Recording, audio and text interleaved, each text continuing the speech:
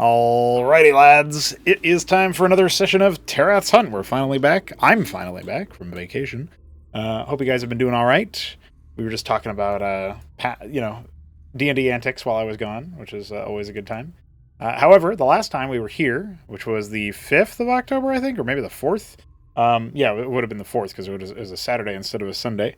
We were running this session here. We had you guys basically bear witness to the fact that Bonemore descended away from its newly minted hole in the ground, and in the process left within its wake a potential passageway down to that terrain that has sort of collapsed in after it, leaving what seems to be stable terrain with about 30 foot of a drop.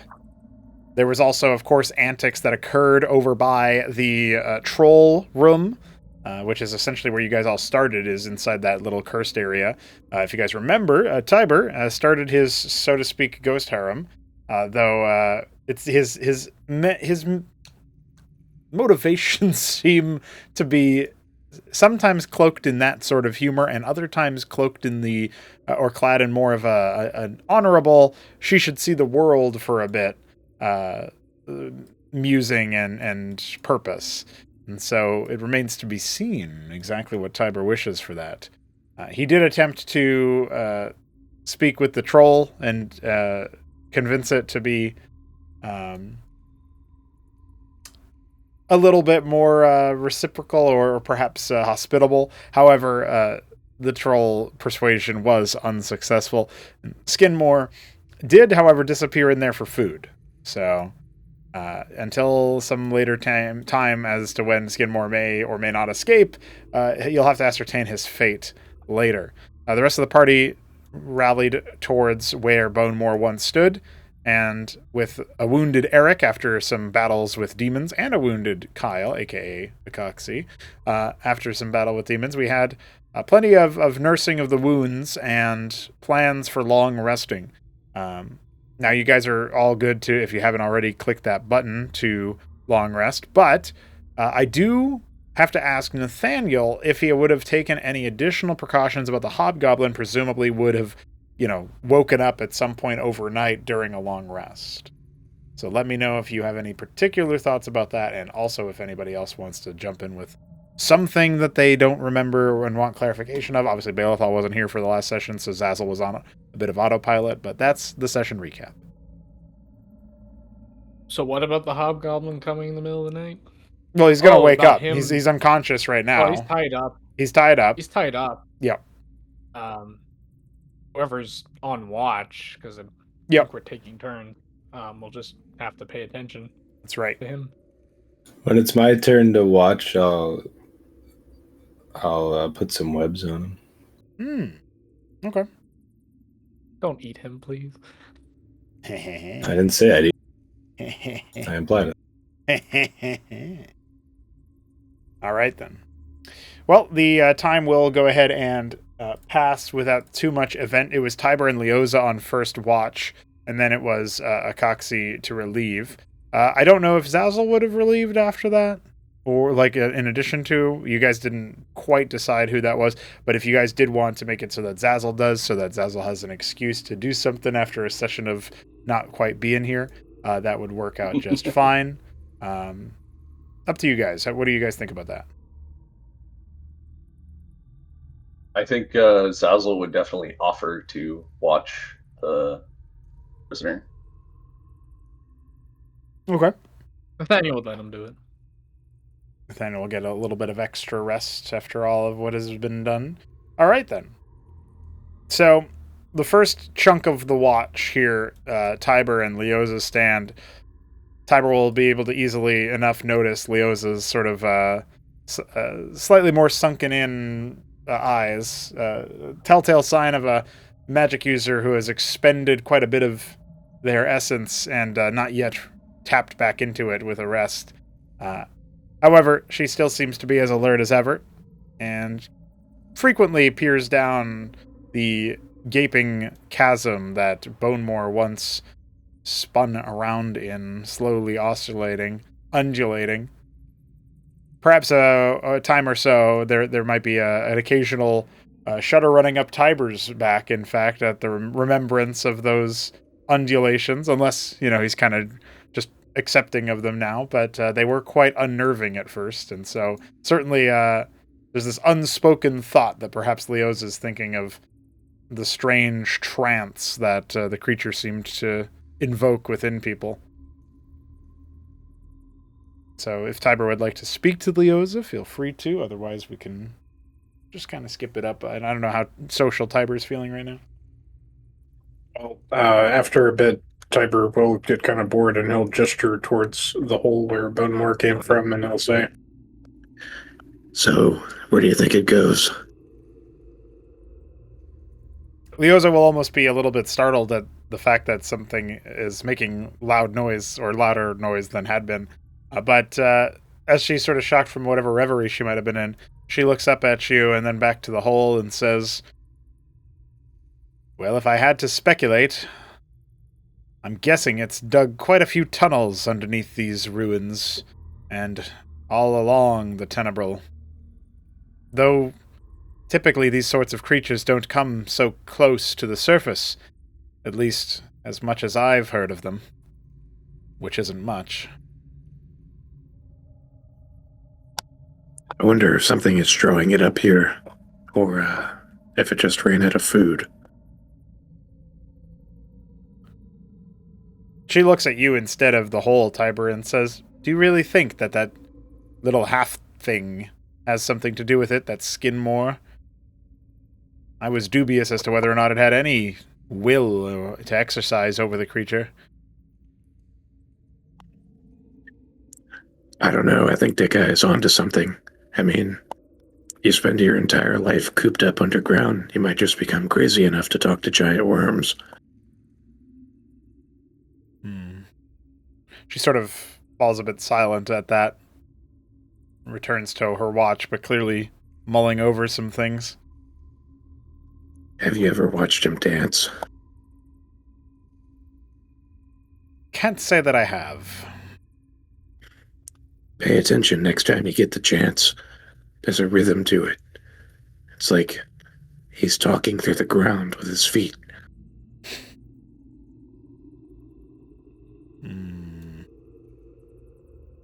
I'm not much for feet speech, but perhaps... It kind of went something like this, and I started doing it. Perfect. Maybe Akaxi and Zazzle will take this as the signal to rise for watch, mistakenly. Akaxi will sit up, and he will start looking at Tiber. What do I observe? You observe a very tall man of rock who is doing a very exaggerated dance meant for someone who is significantly smaller than Tiber and perhaps a little bit more lithe. And it just kind of looks like him stomping around. Certainly sounds like it. Do Aronasks have dancing? They would have victory celebrations, almost it sounds like a funny way to describe it, but victory poses in video games when you emote in a certain way. Dancing would be seen as perhaps a touch, it's a lot of effort expended and food expended, and so it would only be reserved for those who are so full that they don't need to worry about such an energy expenditure. Those who would dance with all their limbs, you know what I mean? So he's definitely never seen it. He'll kind of start crawling on the wall, almost across from Tiber, and he's just going to go, Leoza, what is he doing? I suppose he's trying to draw all the nearby orcs to us. What are you doing, Tiber? I'm trying to show Leoza how Skinmore was communicating with Bonemore. So Zazzle is woken up and walked over, and he's like, "I'll tell you what he's actually doing. He's trying to wake the dead." Oh, you recognize this? Right after Zazzle says trying to wake the dead, you hear the hobgoblin go, "Ugh," and start to wake up.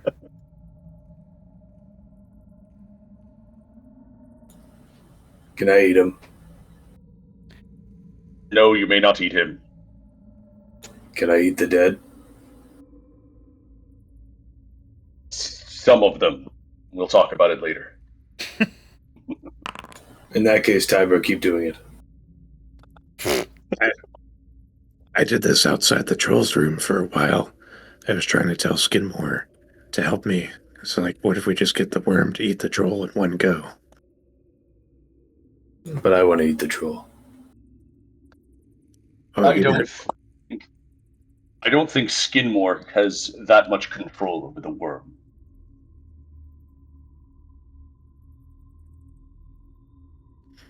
I don't know. I believe in the little guy. Leoza punctually announces, "I'm going to bed." Wait, but what if the worm has control over him? More like, what if Tiber dances again? How will you sleep? Tiber, don't dance again. You say that, man, but maybe I'll get so good at this I can do it while sleeping. You see, anyone paying attention to Akaxi will see him trying to, like, speak a word that he has never heard or uttered before. And eventually you just hear chitters come out of his mouth. He's like, what is that word? Sadly, I cannot speak spider right now. And I am not interested in wasting spell on it. No, the word you just said. Whatever Tiber's doing. Yeah, whatever Tiber's doing. You mean dancing? Yeah, that one. As he chitters again.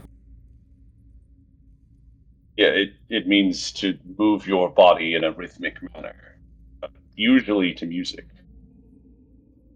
That sounds like a waste of food. It's for celebration. So Tiber should be more considerate on where he celebrates. All right, whatever. I'm going to take a nap.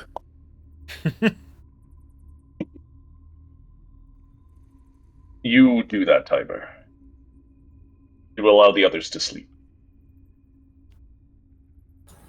Zazzle, Yes. are you sure I can't eat the hobgoblin? You asked to eat the dead, not the living. Well, both are fine. And if I kill him first, am I still eating the dead, technically? I suppose you would be, but not abiding by the spirit of the agreement, would you? Yeah, I guess that's true.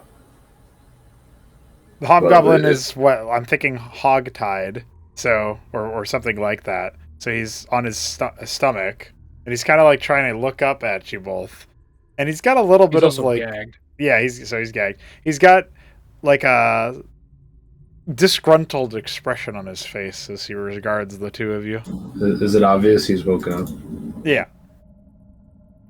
Akaxi will just shoot a web at the back of his head to keep his head pinned to the ground. Okay. You'll hear some grumbling about that. Grumbling, groaning, that sort of thing. I'm not sure that was necessary, but he is our prisoner, I suppose. And Zazzle walks over, eyeing the hobgoblin, seeing how he reacts. Well, there's very limited room for him to react in, as he's well bound, gagged, and now webbed to have his head pinned to sort of. He's attempting to thrash about, but it's quickly apparent to him that it's no use. Well, I mean, if you feel bad for the guy, that particular web's not that strong, so I'm sure you can cut it. I don't feel bad for him. I think this hobgoblin should go back to sleep and wait until we can properly deal with him. Do you mean eat him? No, I do not mean eat him. Is that all you think about, Spider? Well, I just woke up, so kind of hungry. That's also what you thought about before you went to sleep, and when I first met you. I have a condition. Zazzle, you'll know that you were only resting for like 2 hours before this watch, and that you were going to go back to finish your long rest after that. So it hasn't been that long since he last ate. Well, the only thing he ate was a grape. He ate a quarter of an ogre. Hey, half an ogre. Half of an ogre. You consumed a significant portion of an ogre's corpse. Does that not satisfy you? Like I said, I have a condition. Hey man, he's eating Oh. like for 50 billion when he casts infestation. That's right. I'll see to it that your condition does not impede on our quest. You might have heard of it. It's called, it'll just chitter. Fucking asshole. As I stated before, I do not naturally speak spider, and I do not wish to waste a spell to understand your unique ideas. Come on, that was a really good joke.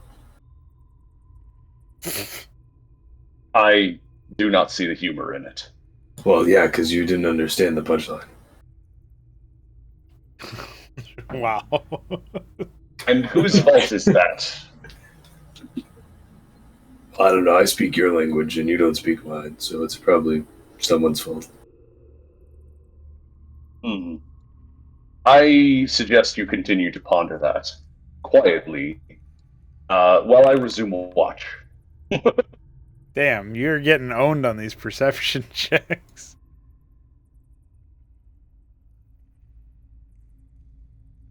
You got a 0.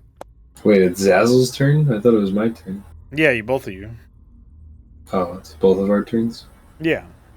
Oh, this poor hobgoblin. went from being watched by an actual human being to being watched by crocodile monstrosity and spider monstrosity.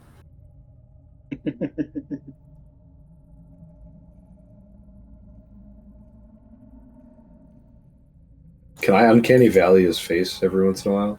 Just like I practice him. With the adrenaline weaving, you mean? Like attempting to? But not in a way that would be... You're just practicing. You're not trying to consume the whole usage. Yeah, I'm practicing how to use my unnerving imitation. Mm-hmm. Which I don't think I actually have to use a charge of anyway. Oh, yeah, that's right. While not in combat, you can camouflage yourself. Yeah. Yeah. Yeah, you're right. That's fine.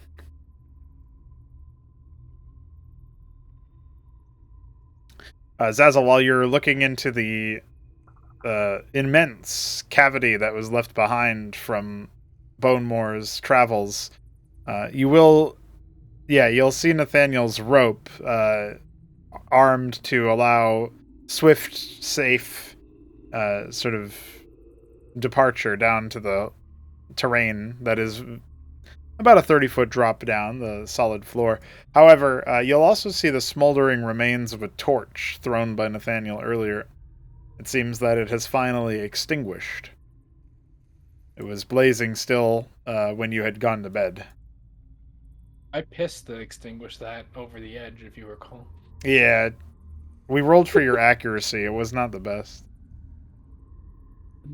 I want to say that Zazzle would have snidely remarked, "And you think you're civilized folk?" As he...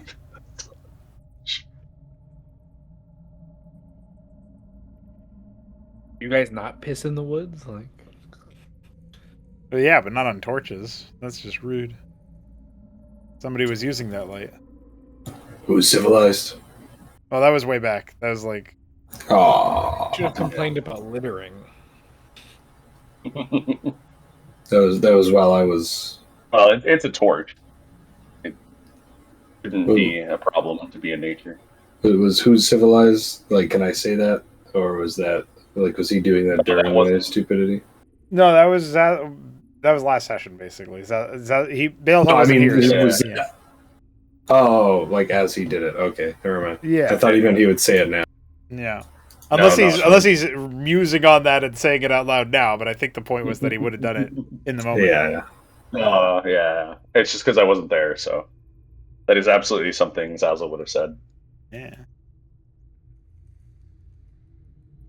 No, instead Zazzle is thinking about how this giant worm may relate to his quest and what the hell is going on here. I suppose while you're pondering that and occasionally looking into the giant hole, you may also have your eyes fall upon the signet ring that is still being worn on the tip of the pinky of Tiber's right hand, I think it was, because that's the only way it would fit. Yeah. Did I give that back to him? Yeah, he's using it. He's wearing it. Oh, Yeah, I forgot about that. He has the woman. Very peculiar that this rock man decides to wear a ring far too small for him. Do you say that out loud? You would have told Yes. Zazzle about the ring. Well, he did. Yeah. Zazzle knows what it is or what it represents, but Yeah. Coxie will like kind of skitter a bit, turning towards you and saying, "Yeah, I think it looks a bit better on me." And if you turn, you'll just see like the most disgusting, uncanny valley face of a hobgoblin looking back at you. Wait, what? What? You copied the hobgoblin's face? Oh, yeah, I can do that. Here, let me try yours. Please don't. And I like to think as he tries to make your face, it turns into like a really smushed up crocodile. yeah, face. it's like flattened. 'Cause he can't make the shape of the snout. Yeah, How'd I do? You it probably looks more like a fish. look like a fool. It's gonna remind Zazzle of the fucking Clinto from so Clinto are like a fish people monster race, and they're not exactly natural enemies of the Skyilm, but they're not friendly, generally speaking. So that's probably what Zazzle's gonna think about. Like, You look less like one of my kind and more like an overgrown fish. I'm tired of these I would made up prefer words. that you stop.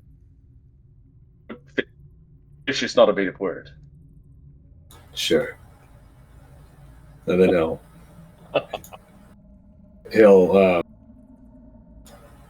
you'll see him like straining almost, and then the face of Tiber pops up back at you. How about this one? I grow tired of this display. Okay, sorry. And I'll turn back to his own face, which is decidedly probably less monstrous than the Tiber Uncanny Valley. But that's for you to decide. And then he'll say, is there anything like fun we could do? Maybe explore that big hole right there. I don't believe that is wise for us to do alone when we could wait for the rest of the group. Especially since we've only slept for 2 hours, not the full 8 that would be necessary before continuing on. right. Worth pointing out that you'll feel like you still have 2 health, Acoxy. Yeah, that's true. But he's hungry. These are the issues. How can he possibly get a long rest HP worth if he doesn't eat? So we're on this sitting. I guess you're right. Are you sure you don't have anything for me to eat? Like that grape thing you gave me earlier?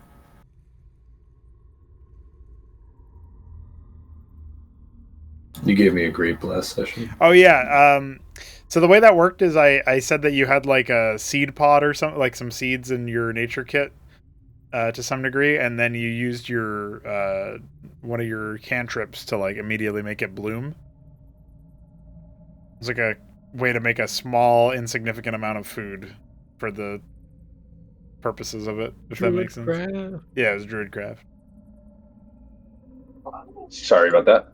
What were we talking about? Oh, I was just saying that. Gave shoulder food. Yeah, so last session, I had you use Druidcraft on like a seed pod thing that bloomed into a grape. Okay. And so that's how he knows what a grape is now, because that's what you fed him before the long rest started. Yeah, that makes sense. So he basically just said, "You sure you don't have anything for me to eat? Like what you gave me earlier?" Okay. Let me look around. Maybe I could scrounge something up from all this wood. It was like nature's eyeball. Please don't describe a grape in that way. Perhaps this time you could give me something bigger, like nature's chest cavity. I don't like your descriptions of nature. And so he's gonna grab a piece of wood and see if like there's any way he can grow something from it. Probably not. But it's like the closest thing to nature in his immediate vicinity. Why don't you roll a nature check? Like how you think. Yeah. Oh, that's pretty good. Nature's chest cavity. All right. So as magical as nature magic courses through your claw and onto the piece of wood you hold in your hand, you and Akaxi both watch as it grows in size, but also seems to mottle and change texture, certainly seeming much more like bark, like a uncut tree, one that has not been felled by an axe and shaped into this shattered table.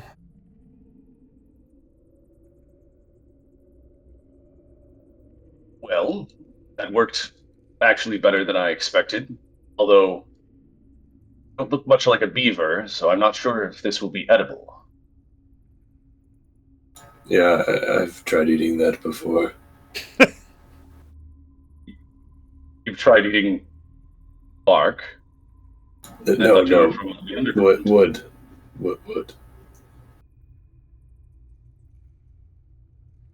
Like a table. They're not very tasty. Well, this isn't technically a table. This is, well, like I said, it's got bark. Have you ever tried to eat bark? Well, like you said, I'm from the underground. I don't know what bark is. It's the covering on trees. You see, trees grow from the ground and can grow quite large. And when other creatures come to collect wood from it, they cut it down and they strip the bark from it. Bark only grows on the surface of the tree.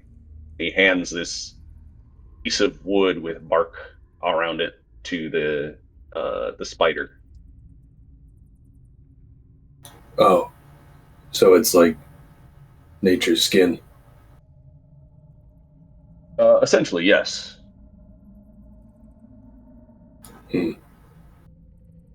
He'll try and like peel pieces of it off with his many arms as he tries to eat it. While you peel pieces of the bark off with your many arms, you notice something that at first glance sort of makes you do a double take. Your maw sinks into it and crunches, and it doesn't not only does it not taste very good, but you also detect almost no nutrients in here that your body can actually digest.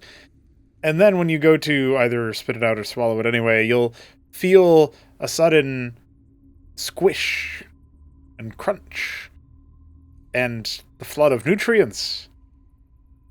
And then you see worms wiggling inside the bark. Insects that have made it their home.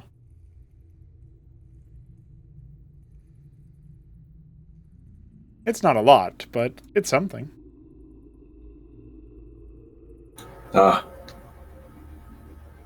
It's like nature's infestation.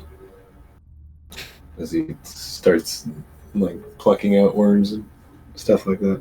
Like I think like he would be very probably to Zazzle's dismay, very I don't know about grotesque, but like I can't think of the word, like oafish, I guess, as he's like shoving his long spider arms like through the bark, basically like trying to drill it in to like pull out worms and whatnot. Perhaps also using a small part of his scent gland to draw them out. Okay. Yeah, it's like luring them out of the bark and out into the open. Yeah. I had not considered that insects would end up in this, well, enchanted wood, I suppose. But I did expect that you would enjoy insects, so it seems like a good meal for you. You'll see him like it's not kebabbing. It's what is it? Skewering. You'll see him like skewer a worm, and he'll eat it as you say this, and he'll go, "Yes, I very much enjoy nature's fingers." I do not like your descriptions, but I suppose it's your word choice, not mine. Now, Coxie, the meat, the way that the wood is working, it's not great to eat as like food itself, but it does help you clean your teeth quite nicely.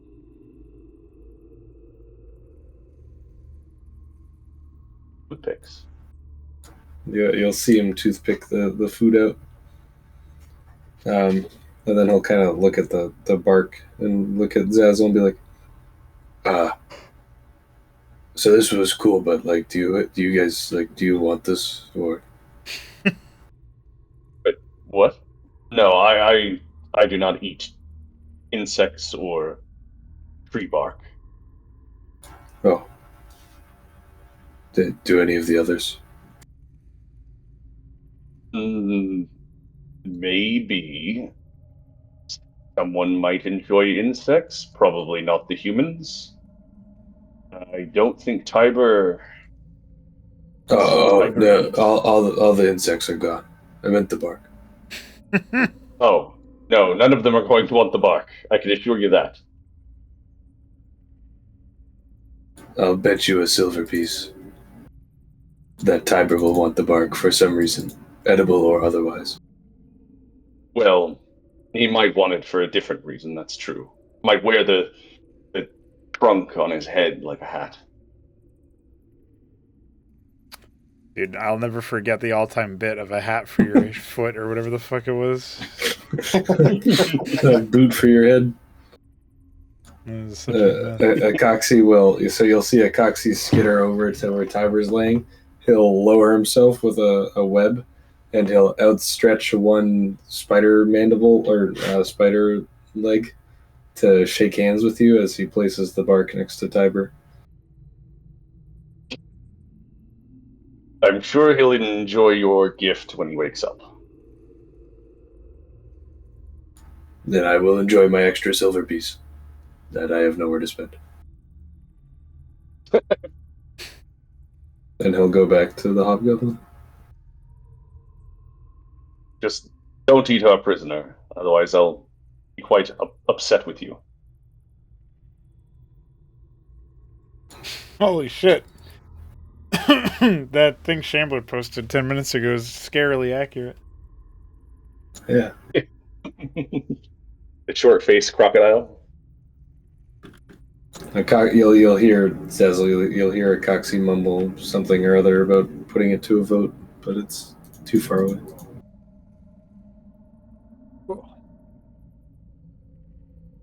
We're far from civilization or democracy, that's for sure. All right. If a Coxie knew what that word meant, he would. The dirty word. If a Coxie knew what democracy meant, he would say, "I don't know what that word is." But he's too tired and hungry. Nathaniel actually can't hit more than a 1 on this check. Dude, you're bad at those. That was without disadvantage, too.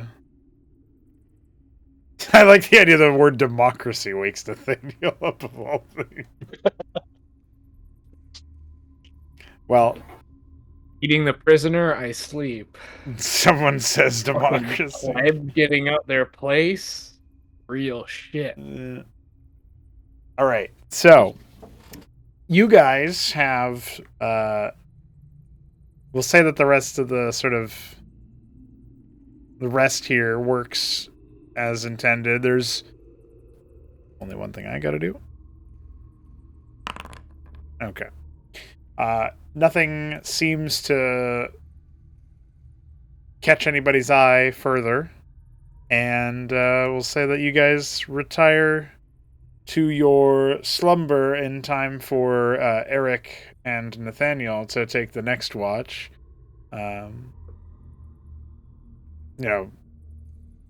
Eric sort of rising a little bit beforehand, but still resting and feeling a little bit better than before. But one of you two will have to wake Nathaniel. Is that because of my perception? Yes. So Zazzle will come over and he'll take hold of one of Nathaniel's shoulders and just shake him a little bit. Wake up, human. It is time for your watch. It takes a second, but Nathaniel wakes up, see a crocodile in his face, and says, "What voice did I use for this guy?" He says, I see." Then he gets up. Be sure to watch out for the spider. He may try to eat our prisoner. I would never. Except he asked me twice during our watch. Hey, I argued it could be put to a vote. Your kind are like a one-man plague of locusts. He said he has a condition. Yep, there it is. Their weapons. He said he had a condition, and then as he was saying that, Coxie said, "I have a condition." Yes, and I'm afraid it's terminal. You can't say that. I mean, you can, but you can't. Honestly, the way he acts, it does seem like he might starve to death at any moment. Is there really that much food down here to support such a rapid metabolism?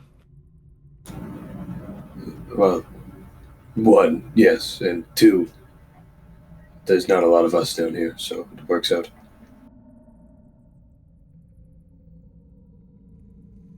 We will have to speak more about the ecology of this underground at a later date.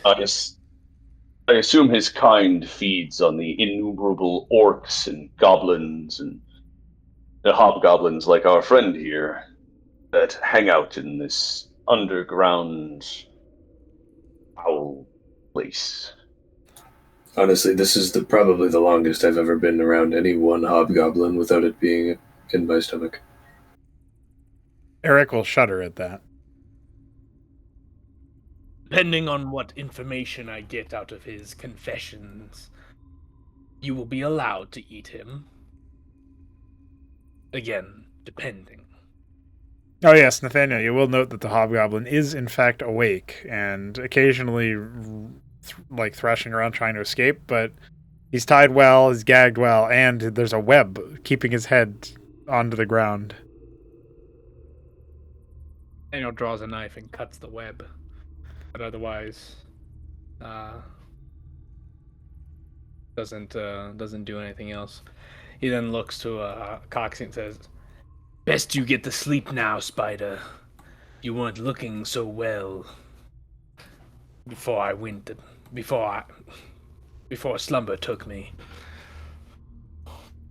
He's still not looking well for that matter. Not exactly responding to you. He's mostly have locked eyes with Eric's helmet slit, and he goes, but talking to you, he says, I'm honestly quite surprised that he has not either tried to fight me or tried to run away in terror.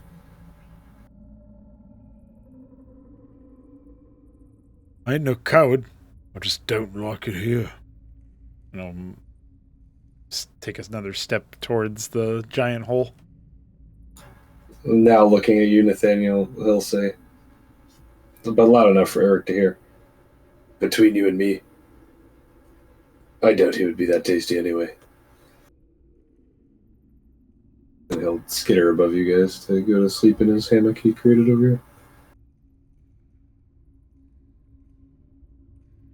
Web hammock. Nathaniel just does not feel like addressing threats of eating his good men.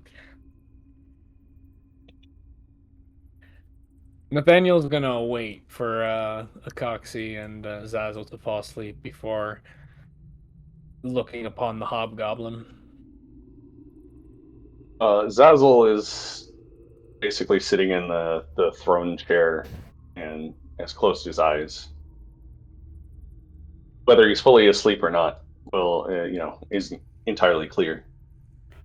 Oh shit! And Nathaniel sucks at perception. That's right, and he rolls the one. Oh, you're pretending to sleep? No, it's not that he's pretending to sleep. It's that he's trying to go to sleep. Yeah. Whether he's actually succeeded yet or not is not obvious. Oh shit! And that was for Zazzle. That was for Kyle. I'd argue mine should be even harder to pass because I'm above you in a hammock.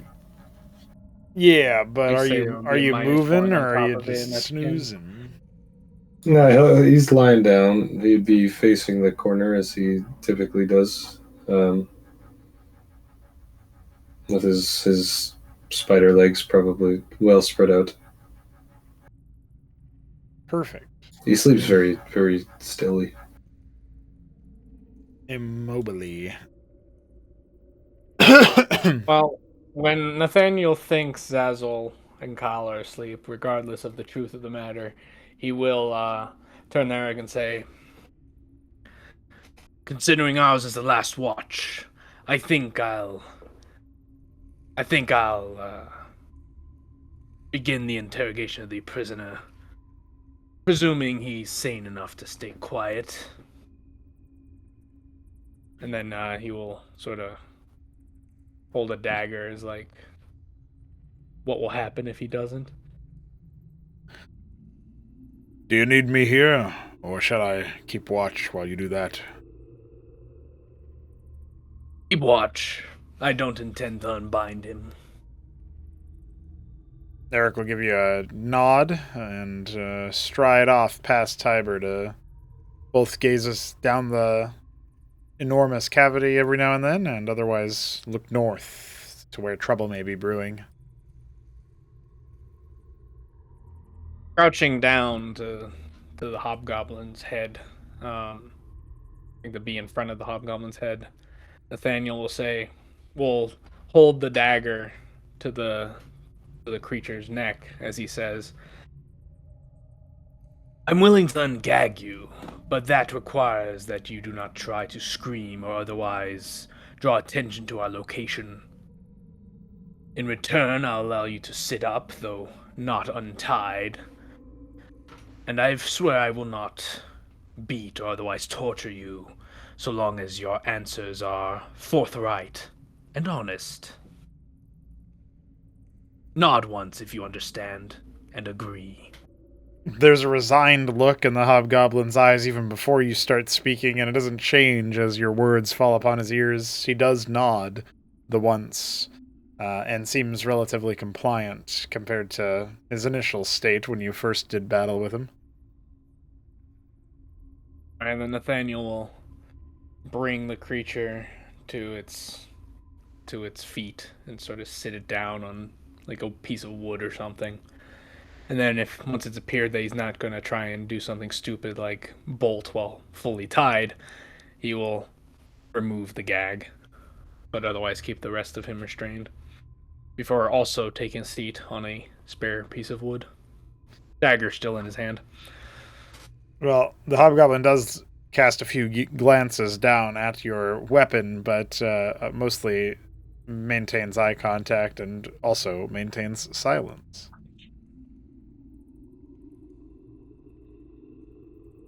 I guess the first question would be, what is the relationship to the troll? What is your relationship to the troll woman? The creature's strange yellow eyes narrow a little bit at the question, and he says, I would prefer to not see that one again. Unfortunately, it seems quite fond of all greenskins.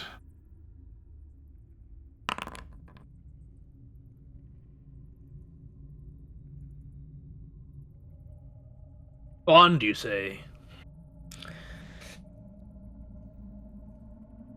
It thinks of them as their offspring. That hag has gone crazy, if you ask me.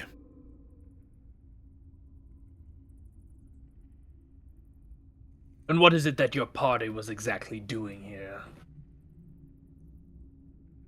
To draw her attention and favor.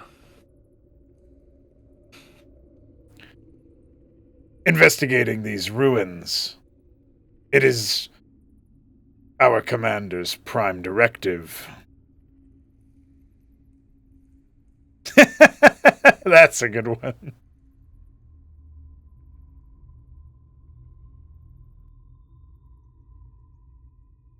Your ogre companion seized the Gremish when the battle first began, but did not brutalize one of our allies when it had the chance.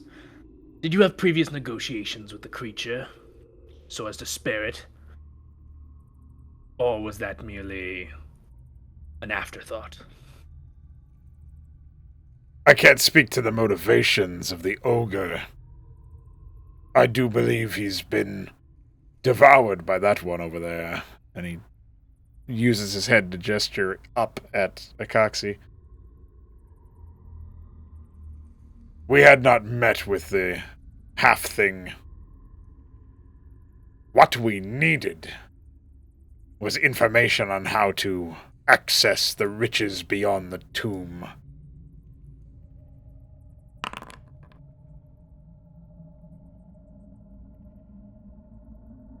Nathaniel believe him.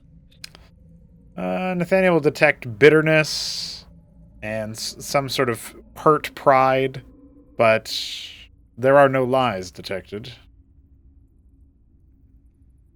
At the mention of riches, Nathaniel would take one of his pouches of gold, put it on the ground, allowing its contents to show to some extent. Aye, this place seems like quite the treasure trove. Shame it's infested with demons. Nathaniel will then carefully study the hobgoblin's reaction. The same resigned look persists in the hobgoblin's eyes, even as he takes in the pouch of riches. And as his gaze returns to Nathaniel's, he will say, We are after something different. More valuable than coin. Locked behind a abandoned tomb.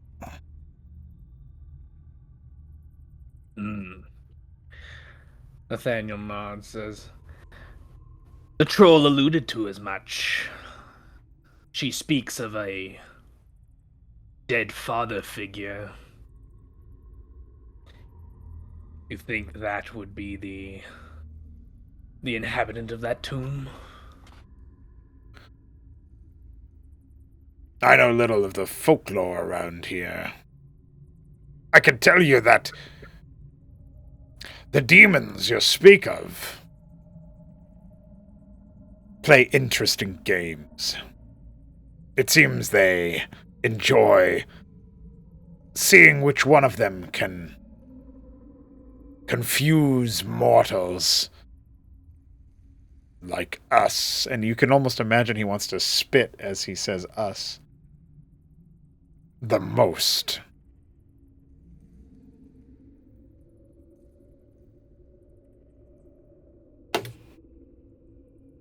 This Nathaniel will look at him and say, "Surely your drowish allies would offer some sort of protection. Their lot is magical in nature, as far as I understand." I think them compromised by the same mind spirits that infect us all the longer we stay down here. You can tell clearly that he does not trust the drow.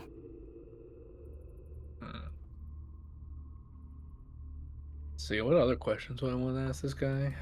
We've established that he has problems with the drow, trolls there. He knows about the demons.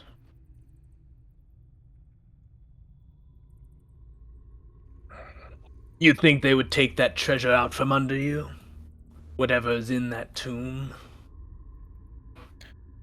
It's not for us, not for me. We don't do the work out of a perceived reward that we'll get, lest we get too big for our britches. The job is done, and we continue to live. That is the affair. You speak of blackmail, then?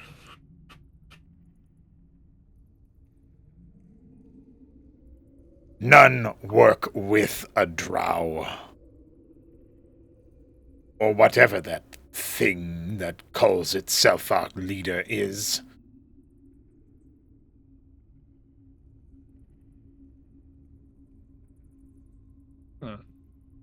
Alright. And in that case...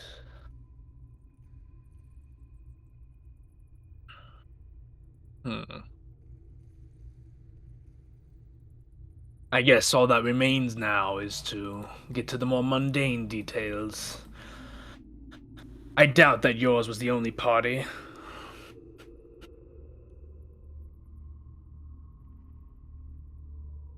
We're the first to find this place. First I'm aware of. The corpses of orcs in the hallway we came across would speak of otherwise. You're trying to... Would you really have me believe that you knew nothing of previous scouting parties? If you speak of the skeletons in the main hall, those are recently deceased. More recently than you would think by looking at the bones.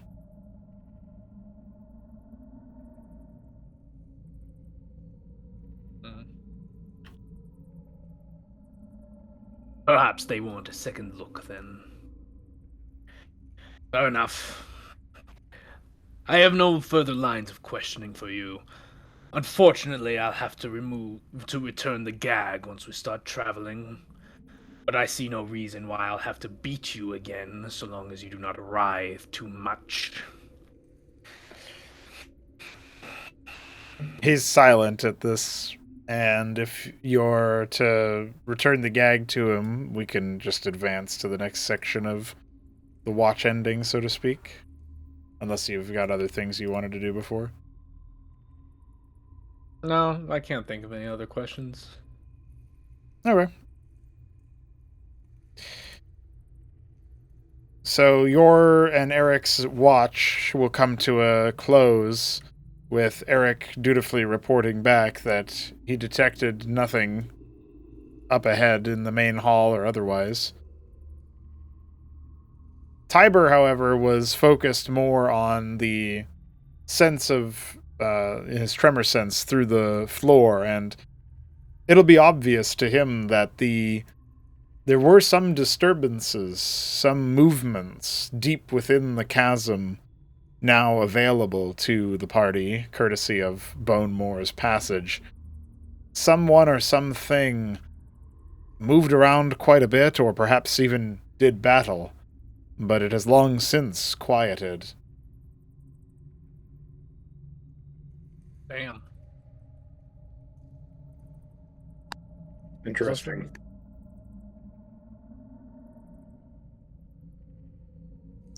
Have I emerged from my century's rest? Yeah, I think everybody's just about ready to... Ours was the last watch, so we would wake you guys up when our Yeah. stuff ended. Yeah. So if Nathaniel wants to choose who to wake up first here, feel free. But Tiber, I think, does his automatically, if I'm understanding it. It's just like clockwork, basically. So Oh, okay. Then Nathaniel would know that, and then he would go over, shake Leo's gently on the shoulder. she'll look up at you And, with more rejuvenated eyes, and her eyes will dart around a little bit, and she'll start to rise. Anything to report? On the move. We have to see if Skinmore's been eaten or not. Oh, wonderful. She dusts herself off. Our hobgoblin companion would have us think otherwise. It'll be a good test of the truth. It will be a good test of his honor. See how truthful he was in our little conversation. I'll fill you in on the details once everyone else is awake. And then Nathaniel will move over to Zazzle and give the crocodile man a shake. He rouses and opens his eyes and looks at you and asks, "How was the watch?" Uneventful, thankfully. That is good to hear.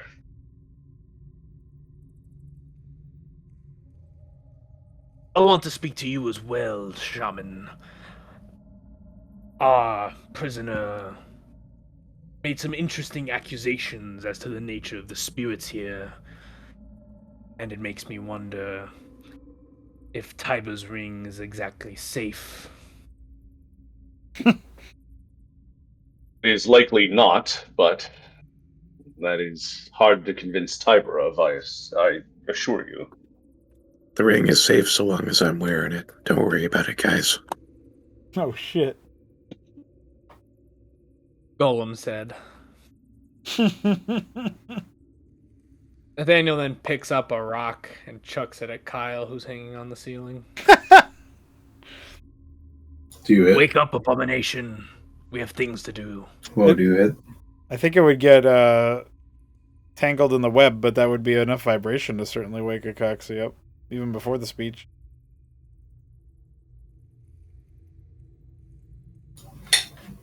After hearing your speech, Akaxi will dart his eyes at Tiber and see if he found his bark. Oh yeah, Tiber, when you woke up, there was bark. Was it leaning against him or like near him or something? So it would have just been like standing up next to him. Yeah, there's like a almost like a plate of tree bark that like a long like a skateboard sized chunk of tree bark. It's just standing up right in front of you when you wake up. Oh, you were alert and aware for everything that happened, so you know that it was Yeah. Akaxi eating it and leaving it there. So So Tiber Yeah, just yeah. like left it there. I imagine he just like smashes. Because we're all betting on Once whether goes he would off. want it. Yeah, he just ignored it so that Zazzle wins the silver piece, I guess. But Coxie didn't know that Tiber could see and hear everything, so. So as you look over, rather than holding a piece of wood, you see Tiber leaning down, and he takes out a ration and breaks it in half, and then he ungags the hobgoblin and offers him a bite, and he says, These guys sure did ask you a lot of questions, but I bet they didn't feed you. There's a hint of suspicion in his eyes, but he does dutifully accept the offering of ration and eats it with, I want to say, abandon. Like he's quite hungry, but he's trying to be restrained. Nathaniel will say, "I was planning to do that once we verified that. What's his name again? The Gremish. Skidmore wasn't dead. Well, I wasn't joking when I said it would be a test of his honor. If she really views all greenskins as her children, he should be fine." Dejectedly flicking Zazzle a silver piece, he'll use two of his spider legs on his right side to point at the hobgoblin and say, So I guess I can't eat him. Not until we catch him in a lie. Quick, well, hobgoblin, lie about something.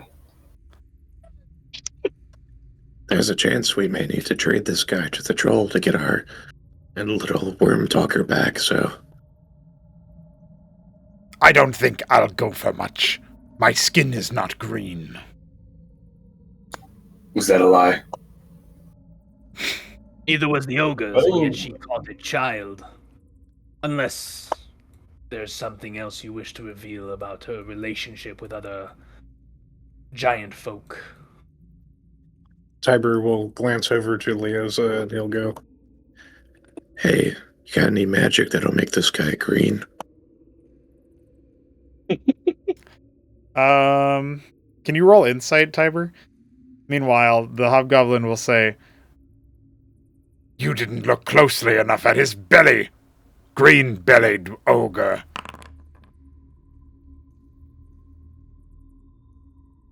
Leoza seems oddly like reserved after after the question that Tiber asked, and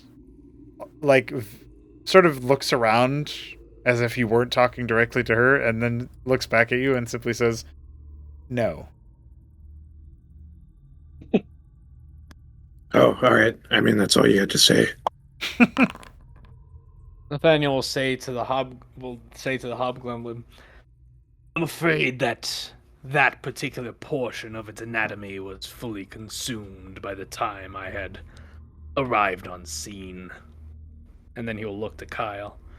"It really is astounding how much that thing can eat, and so quickly." Was Leoza doing anything magical? Or is there anything magical in the air, I should say? No, nothing really seems to emanate from Leoza. It was, it didn't seem like she was doing Just anything a in particular. weird character moment. Just a bizarre reaction, yeah. A Coxie will snap out of it and go, Hey, I have a condition. And right now I have to go find something to eat.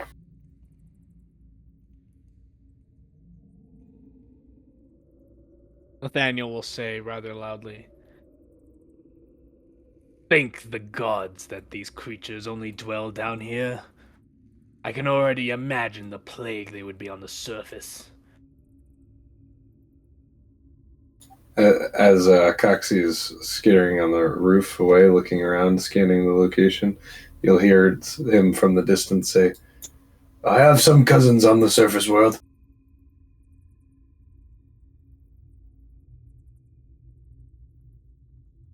A look of disgust will then go on Nathaniel's face. But he will not say anything further.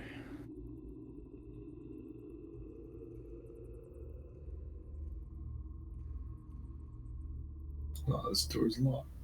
You can't interact with it. You're Actually, on the no, ceiling. he will say something. Oh, I'm on the ceiling. He will say something. He'll say, the people here must have been very impious to earn such a punishment. Which side is the door handle on? It's one that you just push open, so there's not really a handle per se. Oh. Is there a All right. ceiling handle? Can we say I crawl down the wall and like while staying on the wall and try and push the door open? Sure. Is that food? It sure is. It's a delicious looking pie. Which I guess you wouldn't know what Where it did you is. find pie? Does it look off? What the fuck? That looks like it'll be one of the most delicious things you'll ever eat in your whole life. That is... Out of all the nat 20s I would get on a flat skill roll, I would get it on food check. Yeah. It's this wrecked fucking supply room or something, and it just has pie. Coxie will start eating food. Yep, you will. I know that. There's gonna be Alright. nothing left by the time we get over there. Correct. Speaking of which, Tiber is going to eat the other half of his ration, and then he's going to stand up and go, Well, I don't know about you guys, but I've had enough sitting around. I'm going to start exploring. Are we meant to go down there? Asks Eric. Someone's tied a rope. Not yet. That was an emergency escape. I'll draw it up before we leave. Oh.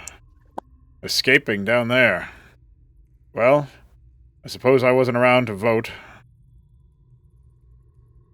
As I said, emergency. I would have preferred to just kill our attackers. Nathaniel will also say, Tiber, you're the mightiest among us. Would you mind bearing the burden of the prisoner for now? Oh, fine.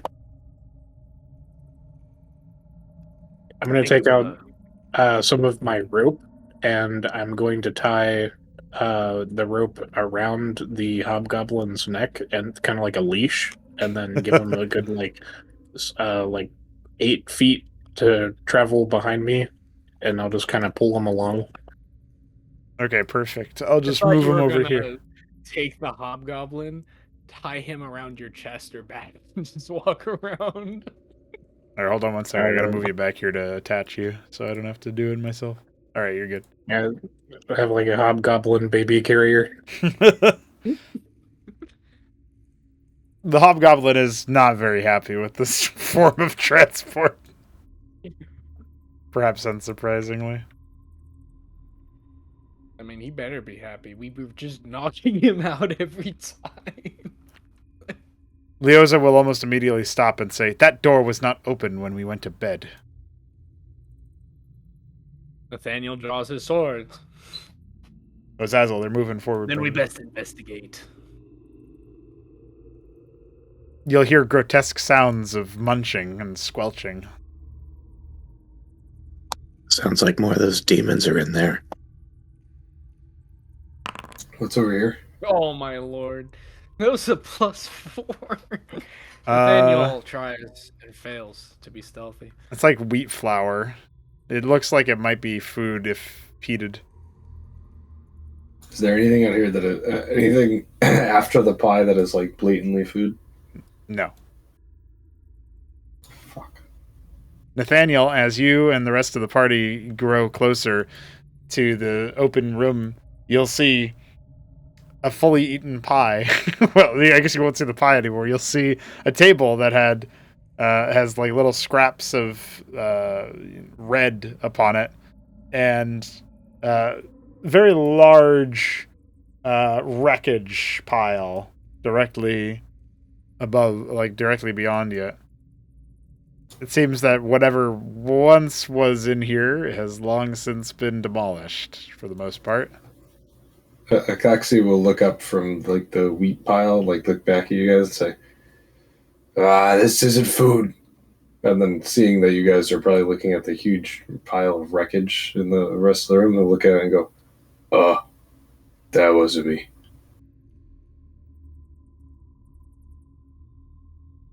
Well, it would have been impressive if it was. You were only gone for a few moments.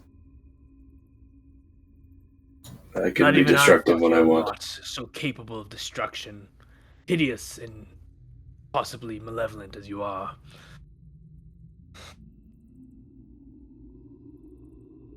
I wonder what was responsible for this display of destruction. There's all manner of scattered materials and pieces, including what looks to be furniture fit for creatures much larger than any of you. Yet it's all been dismantled in a very base manner.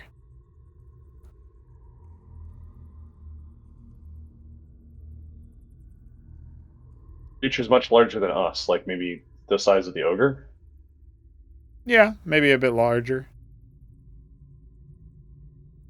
This was probably part of the troll's room, or maybe the ogre. That would be the best guess, but it's difficult to be sure. You clear out the side room here, and he'll motion to the direction of this door before we head out. Coxie is ahead of you guys as he starts to skitter on the ceiling, and as he skitters past Tiber and Eric, they'll probably hear his stomach start growling. You'll hear the Didn't hobgoblins. You literally just eat? The hobgoblin snorts when Nathaniel suggests clearing out the side room, but says nothing. Well, this door doesn't open. It's locked, isn't it? With his limited knowledge of the world, Tiber is going to kind of glance around this room and think to himself for a second, is this actually what a troll's abode would be like, or is this actually a different creature that did this and the troll took it over?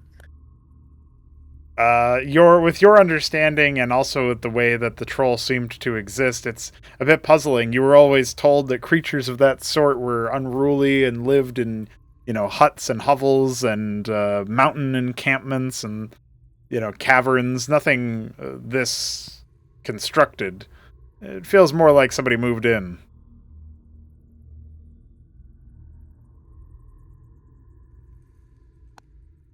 I'm going to walk over and look at is that a regular or a giant pair of boots sitting under the table? Yeah, it's a giant. It's like fit for an ogre or something, at least in terms of size. He's going to pick it up and see if there's any kind of writing or craftsman signature or anything anywhere on them.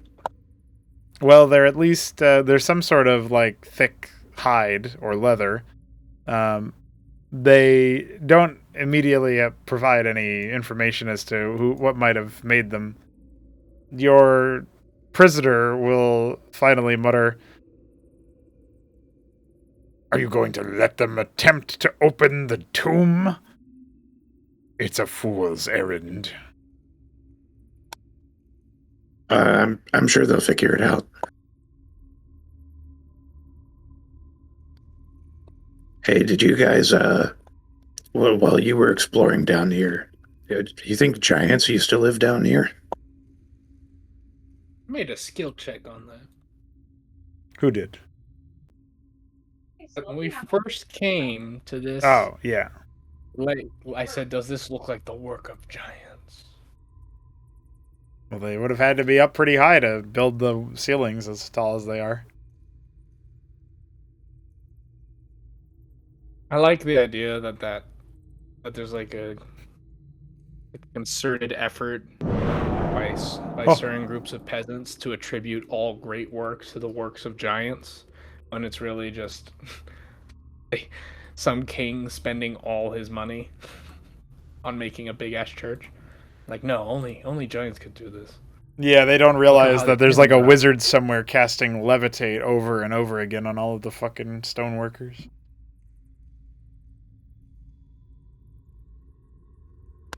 Well, Zazzle, back up. This door won't open. Oh yeah, the hobgoblin remained silent at your inquiry, clearly not providing any useful information. That's what I meant to say earlier. Why do we have the prisoner ungagged while we're traveling in potentially hostile territory? Coxie is thunderclapping the door. All right, roll for damage. Peek. And you just alerted everything to us. No.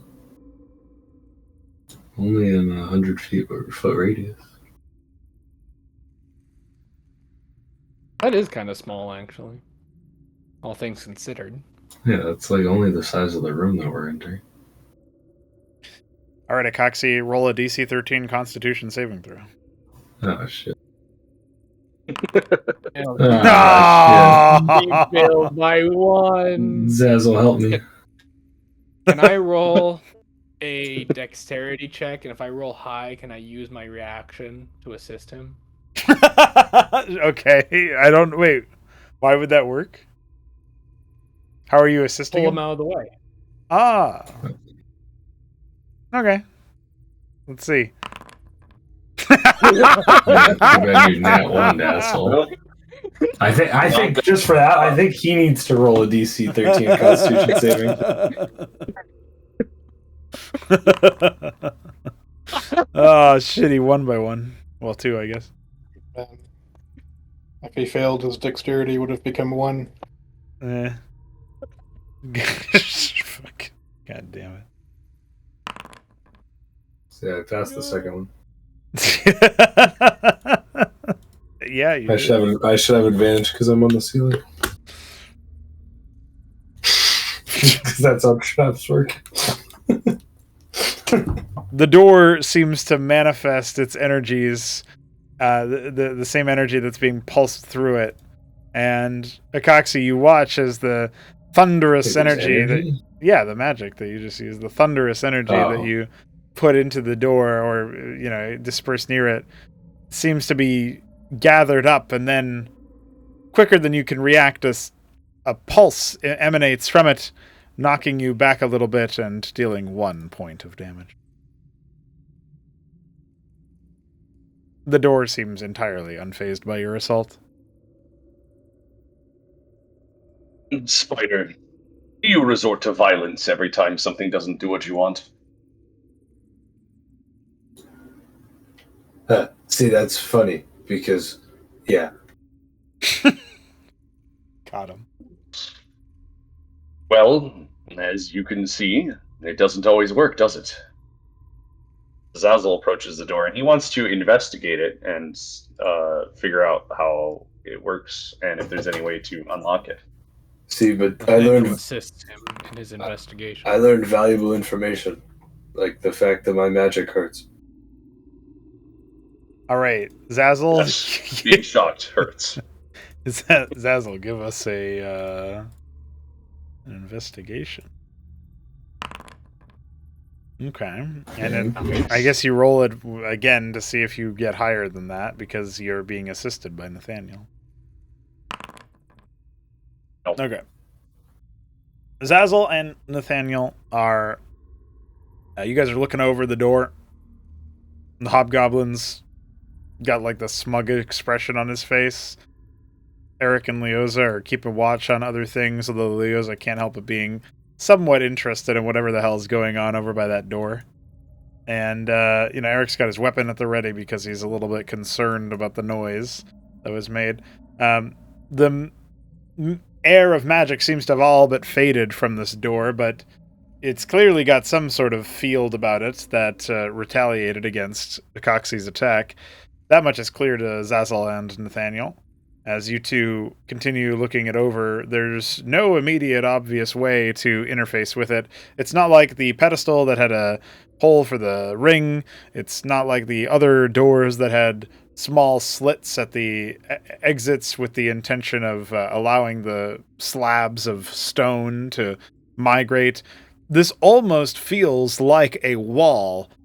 The only indication that it isn't being the slightly less reinforced aspects of it, and the fact that the ground path, carpet, and stone travel in the direction of this exact location, indicating that it is indeed meant to be a walkway, but it is barred with great detail. It is not immediately obvious how it would be opened up, perhaps from inside, but then perhaps from somewhere else, or given the fact that it indeed did retaliate magically, perhaps it will open on its own accord. Are there any symbols or icons around the door that might give it any sort of, I don't know, any sort of hint as to the type of species that would exist here, which might give Nathaniel some ideas on what sort of magic would be useful to open it. Well, the fractal pattern on the carpet includes an open iris, but beyond that, there's no regalia or symbology that gives you a particular hint. Perhaps you're on the lookout for a creature with one eye or many eyes, or in other reasons has a multitude of eyes, or some sort of focus Alright. about it. What is this thing, by the way? There's a support pillar column. It's got torches on it that are not lit.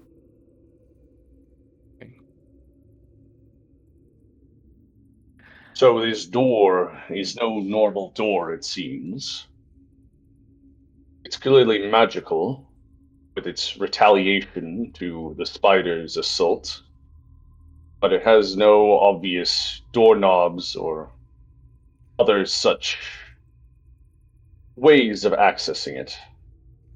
I'm guessing it must be accessed via some sort of magical Before means. Tyra leaves, Nathaniel would say something to him. Continue. I'm waiting for Zazzle to finish, though. Oh, that was the end. All right. Turning to Tiber, Nathaniel say, "Perhaps your lady friend has an idea about the wards on this passage. Care to ask her?" Oh, yeah, that's a good idea. Yeah, this is why we need you, Nathaniel. I was just going to walk around. All right, let me see how I use this.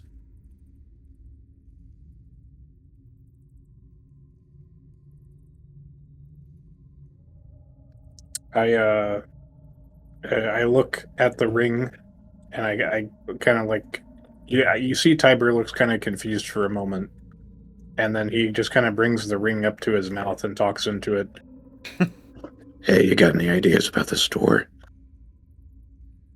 Oh, goodness, you're loud.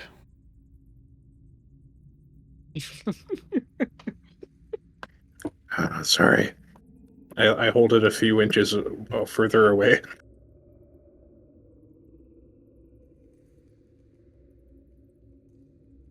Why are you holding the ring like that?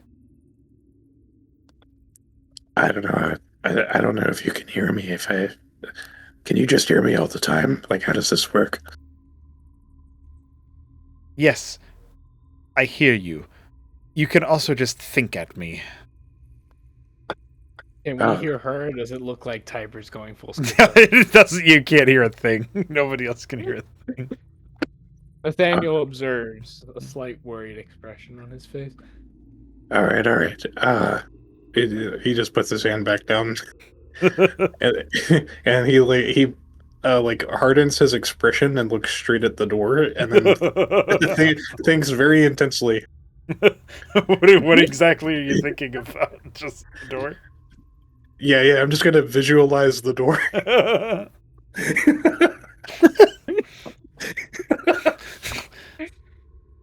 Yes, the door to my and my lover's tomb. You found it. That's right. It seems to be magically locked. Are you still speaking out loud? I'll think this part. Okay. Your eyes just narrow further. Yeah, exactly. It was warded against intruders, unlikely to be overcome by mortal means, or material means for that matter. The magic is in the water. If you can find a way to interrupt that, perhaps these doors will open on their own. Interesting. So, when you say interrupt the water, you mean like drain the water, like drink the water? I don't know what state the ventilation is in. I don't know what construction was used to constantly have the water replenished. But I know that if you were to drain the water or interrupt the flow of it, that would be a critical component of the magic no longer fueled. Okay, cool. All right, well, let me tell these guys now. And then Tiber's expression changes back to a normal one. Did you say, Alright. let me tell these guys now out loud? Yeah, actually.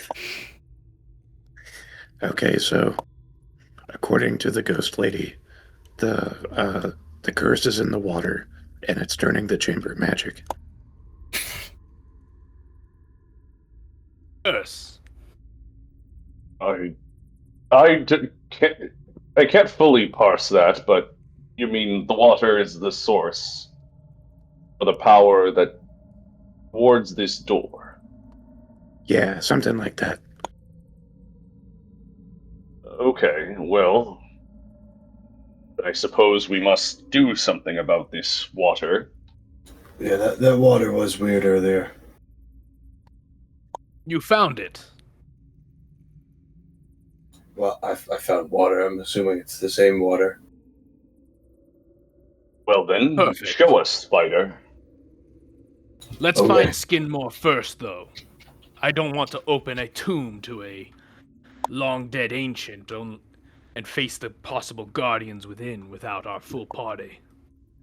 Skidmore might be thirsty. It's a good idea.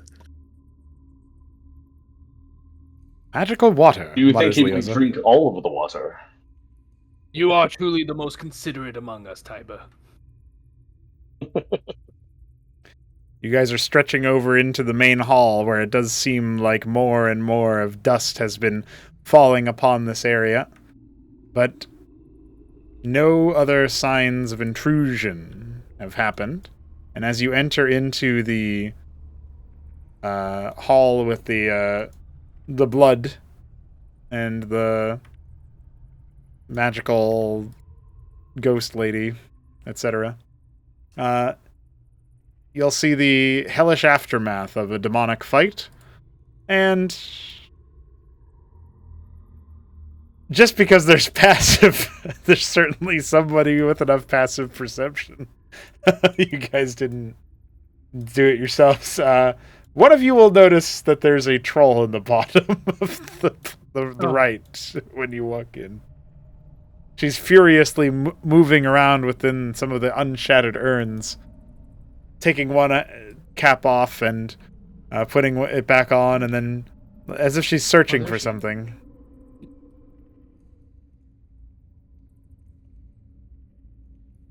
As we approach the troll, Nathaniel will clear his throat and say, Apologies to interrupt you, my lady. We have come to retrieve Sir Skinmore. I don't have him! You lost him. Nathaniel looks at Zazzle like, why the fuck would you say it like that? The troll looks at Zazzle as if to say, why the fuck would you say it like that? And says, I did. I can't find him anywhere. You didn't lose him in a cauldron of stew, did you? The troll, Why the fuck would the you troll say looks at Tiber like as if to say, "Why the fuck would you say that?" And says,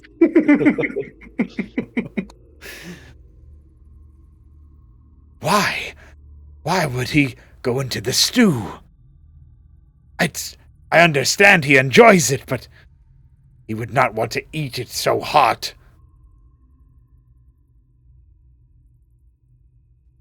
Nathaniel muttered to himself. And father thought I was bad at diplomacy. Okay, that's fair. Kind of a dumb question on my part. "And why do you have the red skin? Are you supplying me with more stew meat?" Well, We We're- bested him in honorable combat, and he is our prisoner. I love Nathaniel Why interrupting. is it everything down here wants to eat everyone else? Are you volunteering instead? I certainly am not. I never have seafood. Whatever. What are you looking for, big lady? I'm looking for the half one.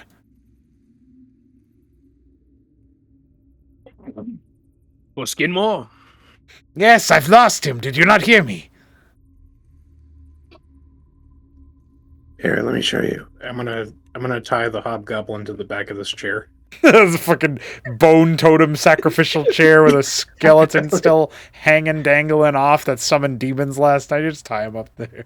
He's like looking around like, what the He's very, very concerned with that. Hold on, let me clear that from you. You're good.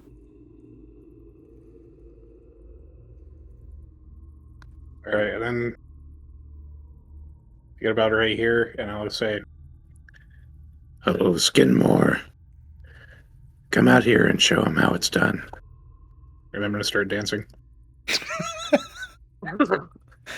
You know what? This is a perfect. God, he's starting to wake the dead again. Honestly, this is kind of the perfect time because I really have had to use the bathroom for a while, and I think that just leaving you guys for a moment on the piss or the dance to avoid try to dance Skinmore out. I'm gonna go take a piss. I'll be. You guys figure it out. Dancing in front of the troll after asking her if she ate her baby.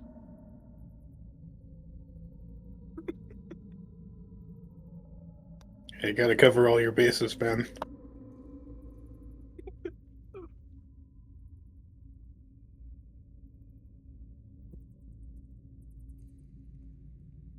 I'm gonna get some food. I can't.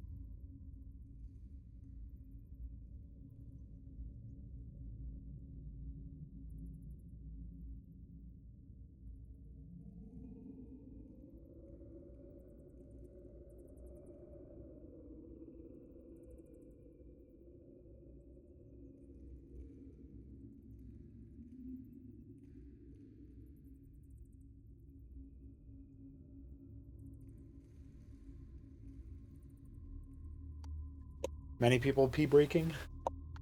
I'm here. Shambler I'm went to you. get food. Oh yeah, Mew. Oh yeah, Mew. You. I unmute. Oh, you. For some reason, the way Balethal said that was really good. I really want to attack this troll. He's really hungry. Wait, this troll makes food. You could eat more food if you befriended the troll. Yeah. Yeah, use the face changing to make your face green and just be like, I am green skin, feed I me. was gonna make myself look like the ogre. You're not big enough to be an ogre. But I don't know if I've ever eaten troll. What if they taste good?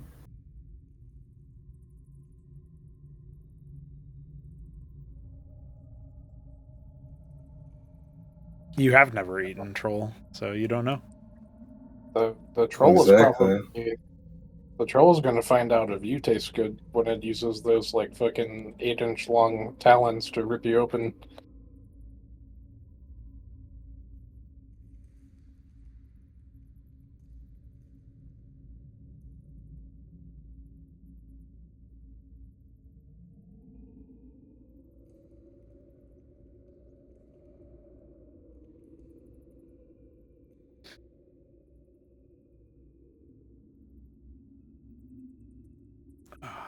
So, you guys have uncovered information about the crypt room and know that you gotta look out for water, and now you're trying to have diplomacy with a troll by dancing. Diplomatic dancing with the troll. Oh no. It'll be a great time. Don't worry.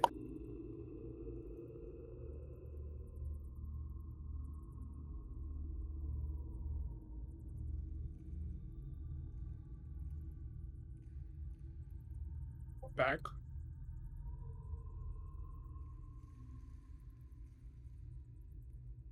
You're back? You can't be back. You're supposed to be you. You? Back from the dead.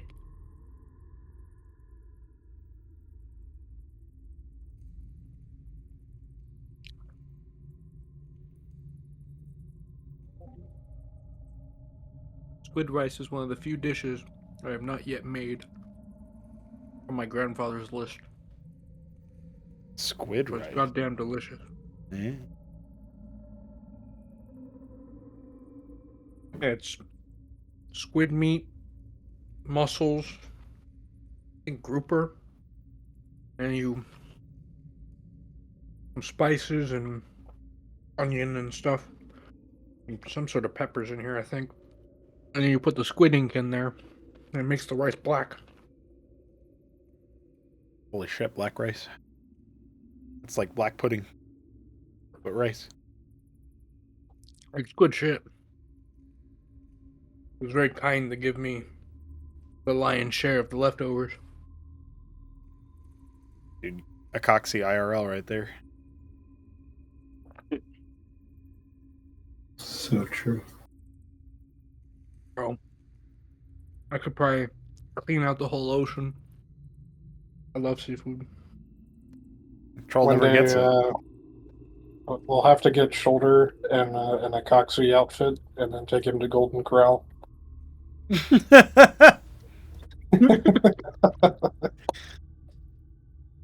He would, I think, actual Acoxy would just run them out of business because he would just be like, "I'm full," and then climb up to the ceiling and then sleep for 30 minutes and then come back down and eat more. They put you on like a 2-hour timer, right? Oh, I don't know. A lot of buffets do that because there's truly next level fats that will Yeah. do it. They count your plates or the amount of time you spend. Like if you're on like plate number 5 and you're like filling them motherfuckers and you're not slowing down, they're gonna ask you to leave. I did go to one Golden Corral in my life, and it was unremarkable, I guess. Yeah, they were. I like to go for breakfast. I didn't think the dinner was all that great. Yeah, their eggs As are a a bit child, not good. I loved buffets. I only realized later in adulthood that the food's actually usually shitter than at a more Yeah. limited restaurant. There used to be a really good breakfast buffet, like 30 minutes from my house, but they closed because they actually used all fresh food and ingredients, and they just didn't get enough business to stay open. God Yeah. damn it. That's sad. We can never have nice things. They That- even had you could go in and you could pay less to get a really small plate, but you could fill it up as many times as you wanted. That's sounds like a pretty good strategy. Well, since we're all here, and Tiber is dancing, the troll will look at you stupefied. The hobgoblin will not know Have him what roll is a going on. performance check for how good he is. Yeah, I'm definitely building up to that. That's for sure. Leoza opens her mouth as if to say something and then closes it. And Eric is just nervously holding on to his weaponry. Tiber, give us a performance check. Do I get advantage since I was trained by Skidmore? You can do a situational +2 bonus. Hell yeah. Oh, shit. I have natural 3. That's fucking 3, dude. Nathaniel will say, "Are you sure this is not a mating dance, my friend? You're gyrating very strangely." I'm just trying to get Skidmore to come out here and do it right. I'm starting to lose it. I haven't seen him dance in like 8 hours.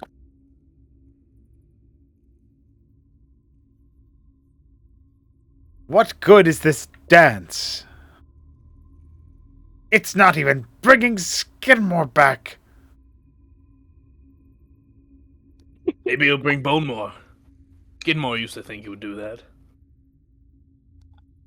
The little man used to tell us that something about this would summon the worm. Her eyes narrow and she says, "Then I doubly want you to stop doing that. Not only is it a nuisance, but you're going to summon the worm." Oh, don't worry. The worm doesn't like me, but I will stop because I don't want to piss you off. He says as he's doing the worm. He's doing the worm move. I don't think that would be pretty difficult. Like, Tiber would just be smashing his rock self into the floor over and over again. That's why Nathaniel thought it was a mating dance of his people. Yeah.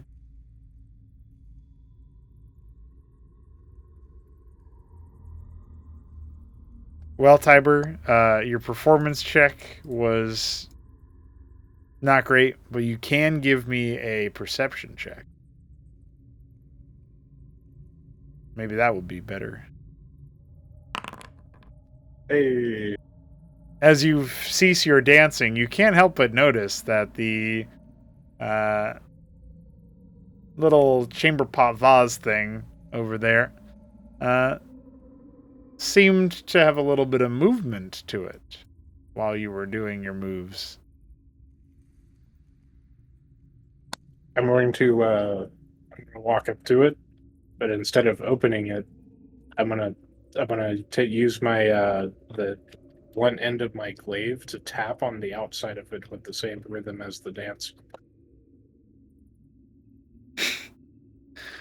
You will hear a very muffled "No, stop," and then the rhythm will seem to be infecting the vase, as if something inside is dancing too. In between every few taps, I'll clap my hands.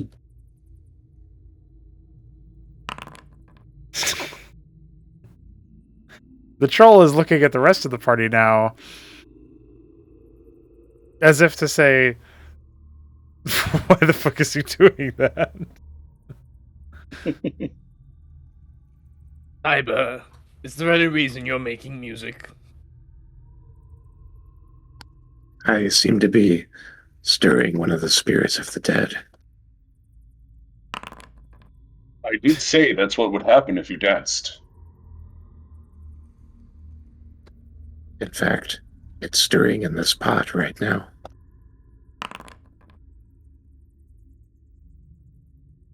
Nathaniel realizes that he is not being possessed by the ring and moves over to open the pot. I will remind you guys that the last time, because I feel like it's been a while, but the last time you found anything in there, it was a skull, and it like started to grow into, not dead thing. And Nathaniel doesn't care. He opens it anyway. As the light fills the pot, there's a distinct hissing sound, and pops out the head of Skidmore. No! Why you do this? Skidmore hiding!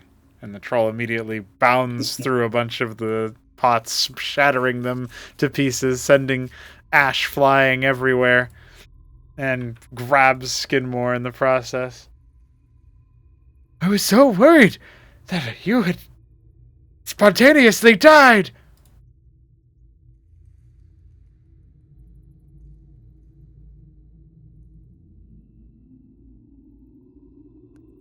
Hey, that's not nice, Skidmore.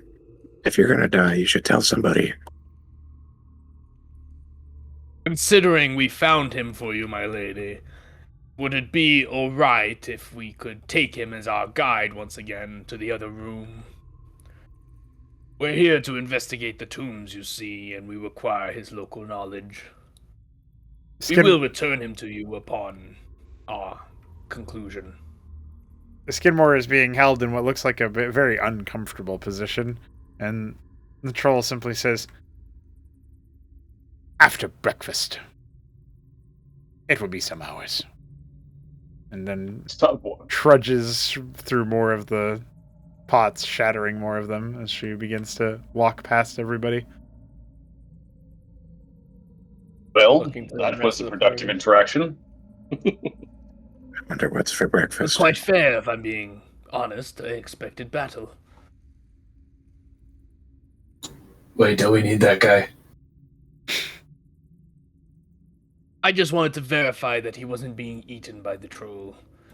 We can block the water and deal with whatever's within that tomb during those hours, knowing that our way back is in the safe clutches of a giant monster. I doubt the troll will eat the unlucky soul that she has captured. Seems she's more interested in being its mother.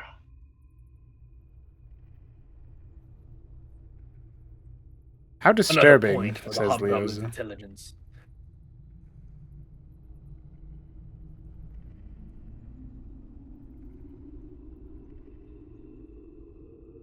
Please tell me Tiber took the hobgoblin. Oh my god. Okay, fine. Nathaniel takes the hobgoblin. Yeah, but Man, how exactly are you going to do that? I was He's hoping on you his were gonna leash. forget. I'm gonna take the leash. Oh, yeah, I guess that's true. Here, wait a sec.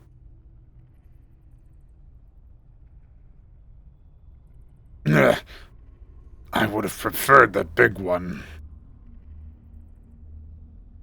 The big one is forgetful. He also seems to have forgotten your gag. You should be grateful for that.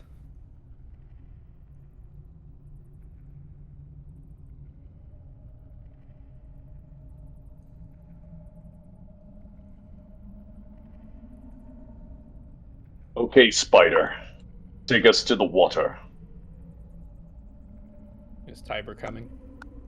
Before he leaves the room, Tiber will try to sneakily peek from a distance just to see what the troll is doing.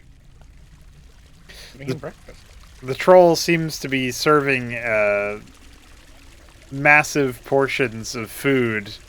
It seems to be some sort of meat and like vegetable broth, perhaps, onto a platter, while Skidmore quietly bemoans his fate.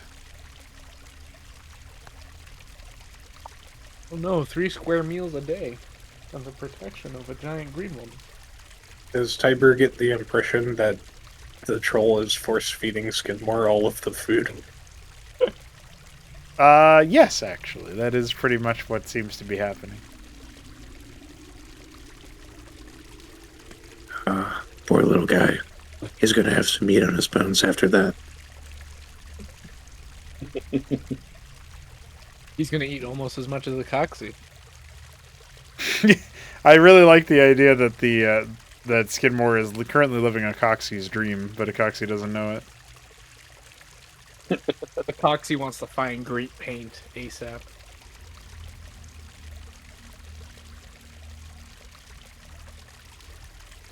As you all approach the area that had been indicated by Acoxy, the sound of flowing water graces your ears. You'll essentially see what Acoxy saw, a crumpled humanoid figure that seems to have been almost sculpted out of stone, or perhaps even out of metal, with water waves occasionally lapping at him, at the figure. Elsewhere, a statue, not unlike one in the main hall, stands facing a small staircase that descends into the water. Does the statue look tall enough that if we knocked it down, it would block off the water?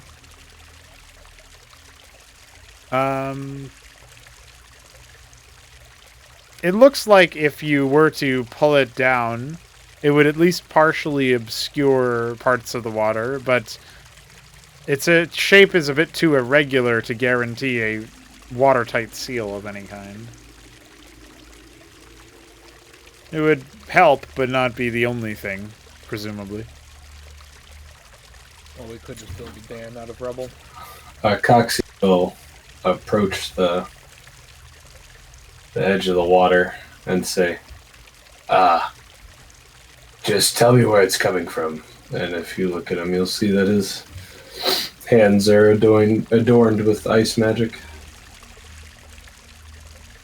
Oh, you're So just Zazzle's gonna walk in there. Possible water. All right, Yep. Zazzle. I need a Constitution saving throw as soon as you step into I it. was gonna use the prison. Okay. Where's my Constitution? I'd like to Oh use my. that dexterity and try to do the reaction thing again. Since Nathaniel was going to try and do the prisoner to test the water, he'd be in the region. Yeah, if you want to try to bail your homie out with a high dex roll. Not What quite. the fuck? At least I don't get pulled in with a natural 1 this time. Not very dexterous. All right, I Zazzle. have a +2. You're... As soon as you put, like, one of your boots, one of your greaves upon the water... Actually, I guess with a roll like that, we're going to say both of your greaves are there. Like, you've put both feet firmly beneath the water. Something feels very strange. Your feet have gotten quite a bit heavier, and it's almost impossible for you to properly lift them out of the water. It seems you're just about stranded there, unable to stride any further, and unable to escape. Oh, that's not good.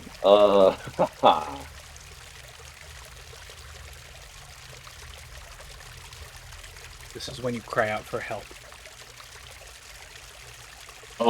It seems this water is not allowing me to move. Damn it, crocodile man. Do you savage You folk mean- always blunder into the first trap you see? I don't believe it's a trap. Merely, I was not aware of the properties of this water. Can you please pull me out?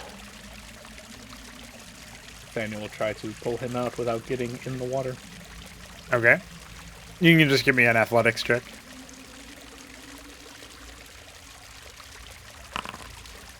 Fuck my dice. Eric makes a move over to sheath his weapon, shoulder his shield, and assist you. So feel free to roll again. Nah, mine's pretty good. All right, well, Do you Nathaniel and say Eric things- are both struggling to try to freeze Azel. Maybe get maybe get Tiber. He's significantly stronger than any of us. Leoza has a muted expression on her face as she looks over the water, and Zazzle and the grim statue thing. And then motions to Tiber. They're going to need your help, Tiber. Nathaniel gets out of the way and then takes the prisoner over to be tied up to this pillar here. Hey, aren't you some kind of crocodile? I thought you were supposed to go in water. Well, this is a special kind of water. If you were to get into it, I assume it would do the same to you. I'm already made of stone. It won't do nothing to me. I'm sure it would do something. You This should water test is that. magical. You want to bet? No, you should not. Please don't. Alright, you talked me into it. All right, Come where's, on, man. Pull it out God. first. where's the Come on. con save, brother?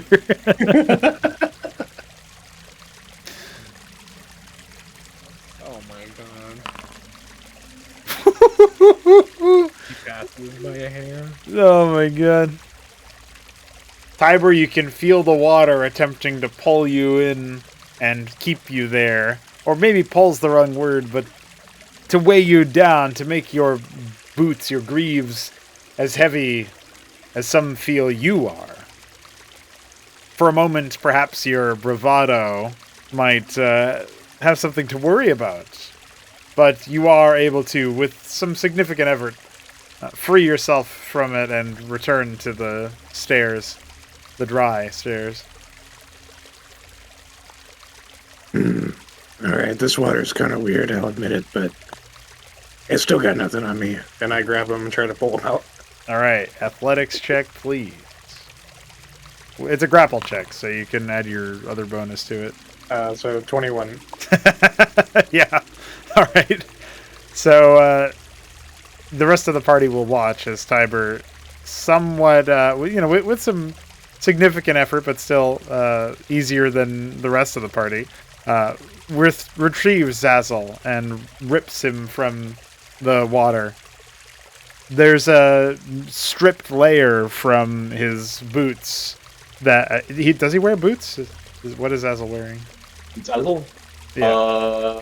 He's got like little kind of like bindings on his feet. Bindings. Okay. Yeah.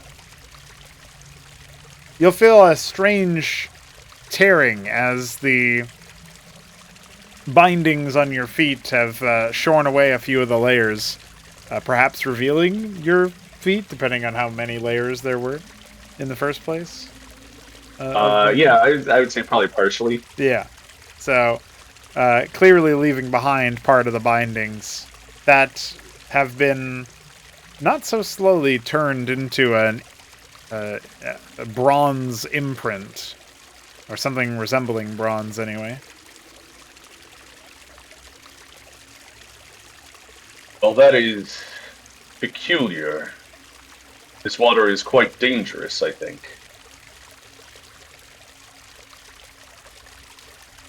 Looking at the hobgoblin, Nathaniel will say, You know anything of this?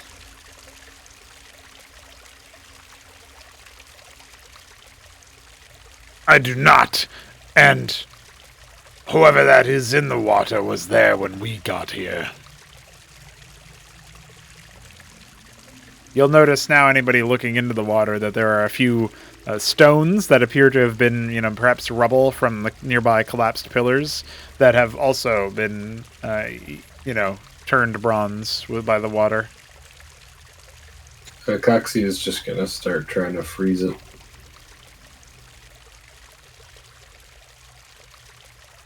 You have a spell for that? He's got Ray of Frost. Here's that Ray of Frost. You missed the body of water. Well, he only needs to roll damage when targeting inanimate objects or, I guess, regions of terrain. The water does seem to be frozen solid, but a close observation will observe that the ice layers are being slowly turned a darker color.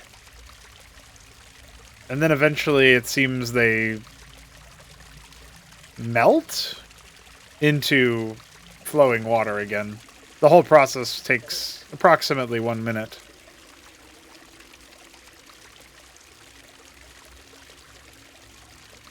Seems like ice is not as effective as we would have hoped. Well, I guess you guys have to throw me rocks, and I just have to drop them in. Yeah, there's likely enough rubble here to at least stemmy the flow of this water.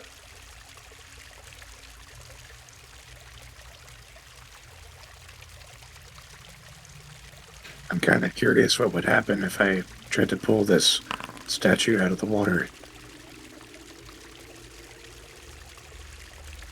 I tried it out, so you could probably do it as well.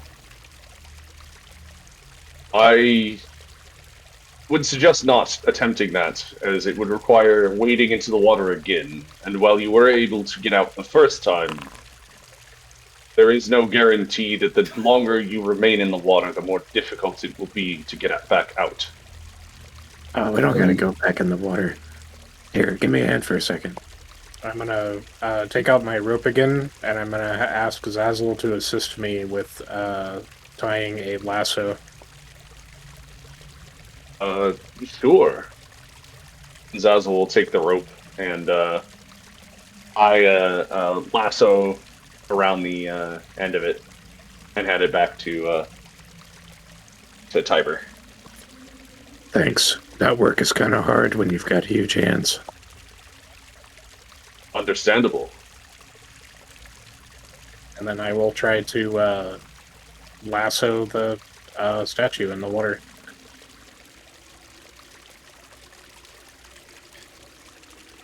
Okay, so as you make ready to lasso the statue, Nathaniel, you walk over to a set of grim-looking table and chairs. It seems that it might have been made of bone and skin leather. There's a more conventional iron-looking table, circular, behind the one that you have, but an equally grim trophy or icon appears to have been placed directly on its center. A bloody, half-cleaved pig's head. Eric looks over the place with you. Oh, go ahead. And then Nathaniel just says out loud in disgust, "This place housed barbarians."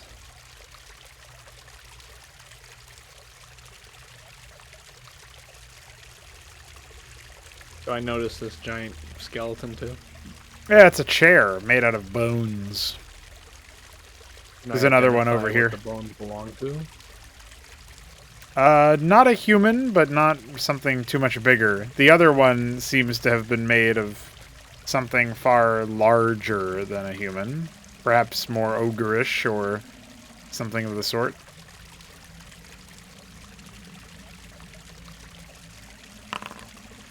Alright, Tiber, also, you can give me an athletics check about your pull, by the way. Alright.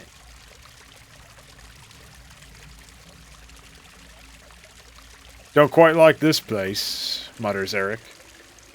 A little bit more macabre than the rest of it. I don't like how that lady's tomb is supposedly... It was built. I don't like how this lady was buried in a tomb that is surrounded by such foul culture. I'm going to see if Tiber is willing to remove the ring.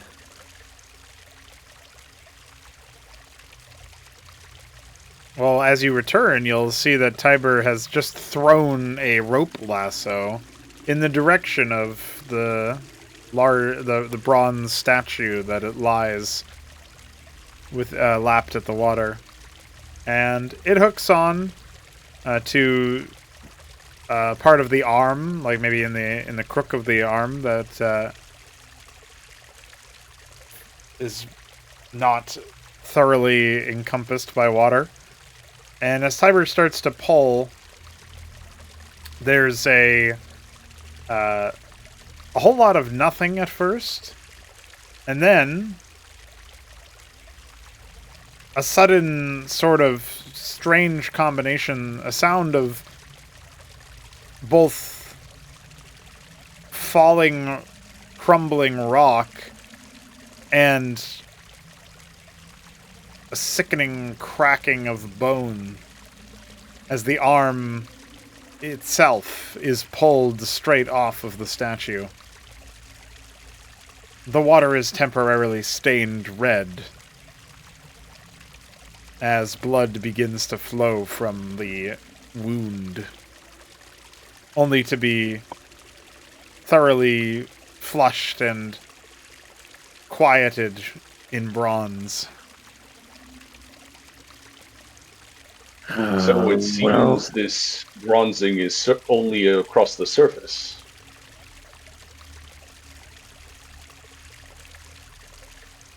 That's pretty I don't disturbing. like that what we are looking at is so gigantic in proportion.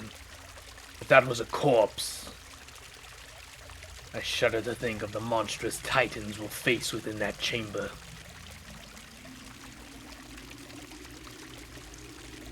Are you sure that one is a corpse and not simply a statue?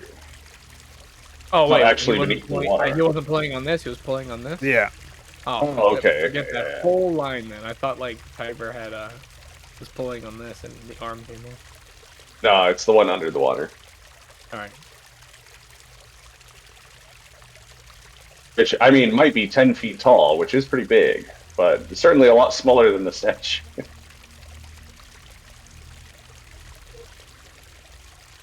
Yeah, with the way the form is collapsed, it's hard to gauge its proportions.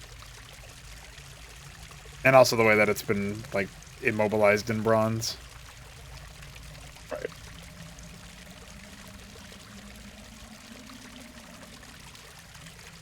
It's perhaps a good thing that you didn't manage to close this off yet. Brother, I think we should reconsider you wearing that ring before we enter the chamber. This place is clearly evil.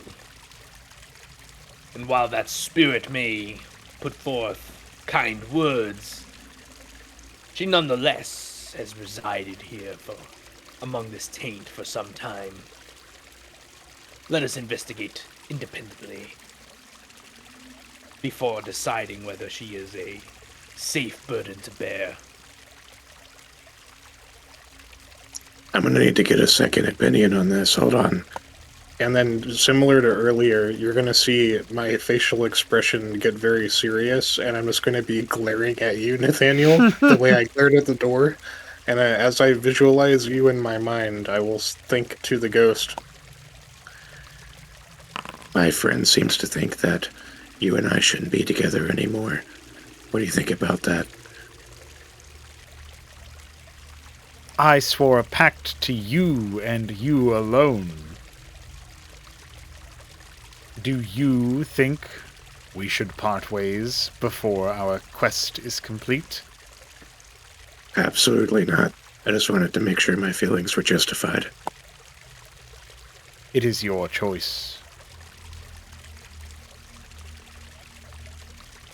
right. I go back to a normal expression, and then I just say to you, The ghost says we've already made a pact. If I take the ring off, you won't be able to enter a pact either.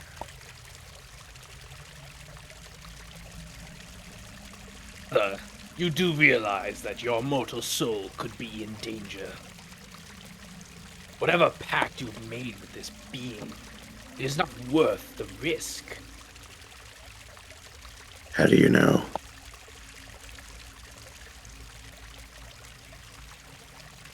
My people have had a much closer relationship to the divine than the natives here.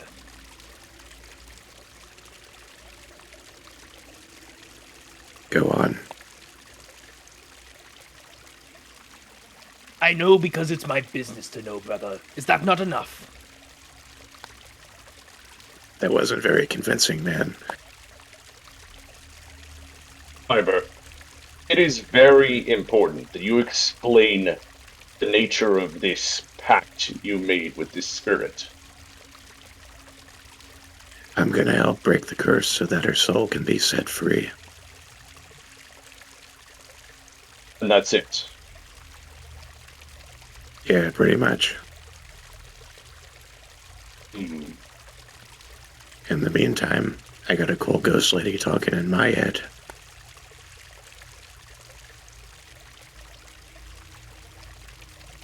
I would be wary. The dead are usually not so kind. What check would it be for Nathaniel to think about how a ghost could fuck over someone in the vagaries of that pact, or not? I guess it would be religion. We could use that.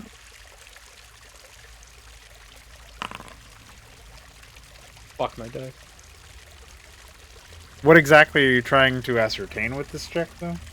Like whether or not the promise of the specter is binding in any way, or if it has the ability to just bullshit and say, yeah, I'm totally in league with you, bro.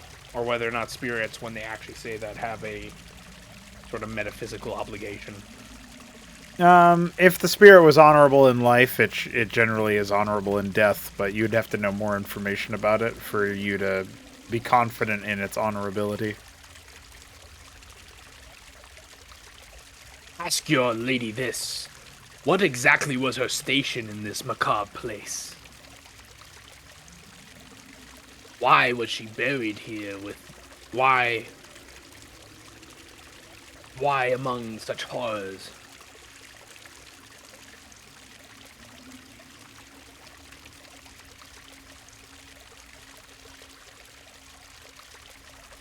You know, before I answer that, I'm gonna ask it a question.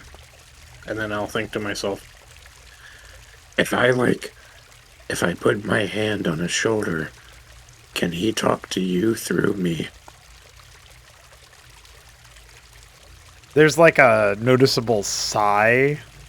And then, as long as you keep it decently far away from his mouth, and make sure to put your right hand on his shoulder. Alright. Okay, guys, I have an idea. Why would she think that he would stick his pinky finger in my mouth? Acoxy, get over here. What? I need everyone to put their right I look at Acoxy. appendage out.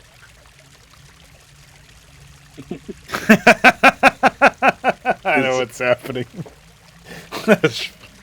Basil, his eyebrow like raises, and he looks at him confused. But then I am not sticks touching the his spider right hand. abomination. Wait, what was Azel doing? It sticks out his right hand. Oh. I nod at Zazzle, and then I look over at Nathaniel. Coxie will drop to this little ledge, and he will hold out 4 spider appendages and his arm.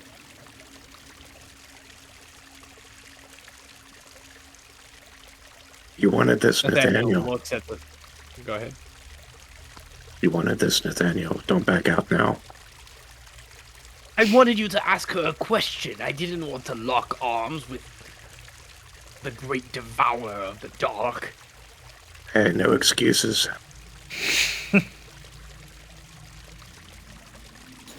The great devourer Nathaniel of the looks dark is very kind of a cool upset. nickname. If you were not who you were, By the gods! And he sticks his hand onto the spider hand. Hands. No, he's just touching the one. Well, all mine are touching the same. So. He's touching the one luck, from bro. like the side, so he doesn't have to get multiple weird appendages. Well, much to Nathaniel's dismay, Tiber reaches out with his huge Goliath hand and just grips all three of your hands at the same time. And then he closes his eyes and he thinks to himself, All right. They should all be able to hear you now. In my head. Kyle, Zazzle, and Nathaniel will all hear Tiber's really loud thoughts. They're really loud.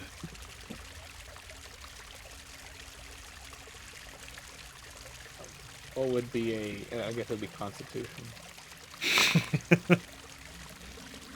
Nathaniel frowns slightly, but is otherwise unfazed. Holy shit. Well, you're as loud as I am hungry, and I'm really hungry. Akaxi's thought voice is a normal volume. This is weird.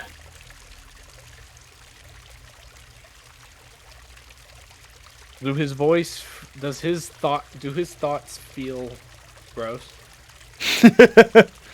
Well, you can certainly identify them as his. So, do you think Akaxi is gross? Yes. Then I guess so. What does Zazzle think or say? Does Zazzle think or say anything? Oh, he might be muted. No? Zazzle, we can't hear you. He rolled, but we didn't hear him. Oh yeah, Zazzle basically doesn't react at all because he rolled well enough. Nathaniel says within his mind, I hope that this is merely telepathic and not of a higher spiritual order. I refuse to mingle essences with the unclean. and somehow, Echo. fight. Really loudly.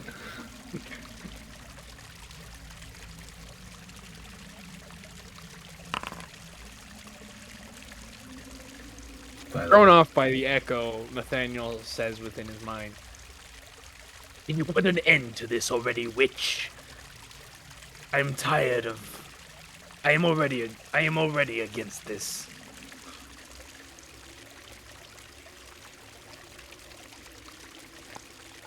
The woman, with some satisfaction in her thoughts, shares her light laugh with you all. Tiber, you've brought the greatest minds in this crypt to bear, haven't you? What do you all need? I think they're just looking for, like a warm and fuzzy, you know, they want to trust that you're not trying to pull one over on me. Isn't that right, guys?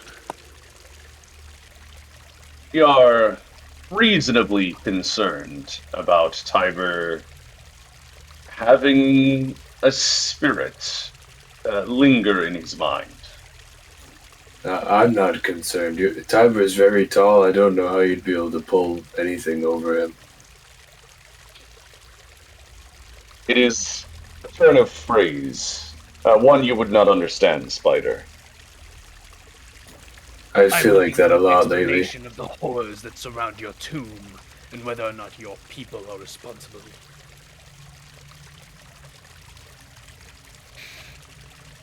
My people have not lived for many a century. what you see in this wretched, decrepit place that was once a proud monument to our civilization has long since been taken over by lesser creatures. Care to name them? Demons, devils, orcs, ogres, hobgoblins, trolls. And then there are the naturals, the bulettes and the gricks and the hyenas.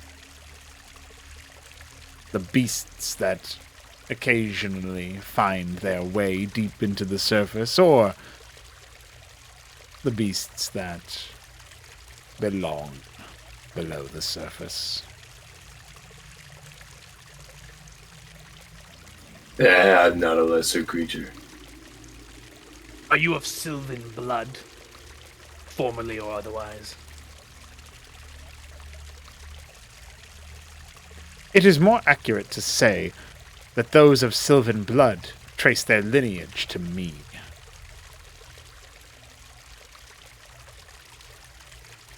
Does that mean you are of some ancient elven kind?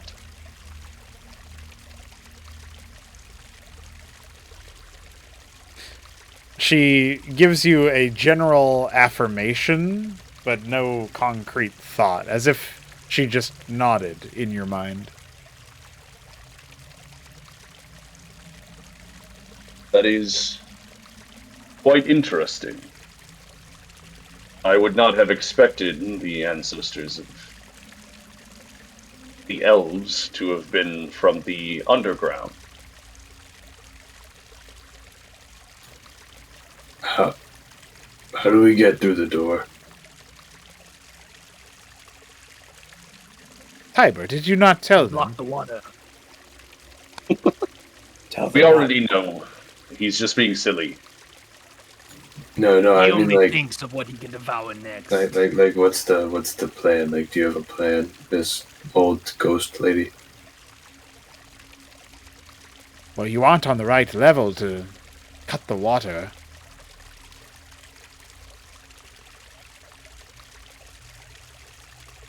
Well, that makes sense. This water would drain into the level below us.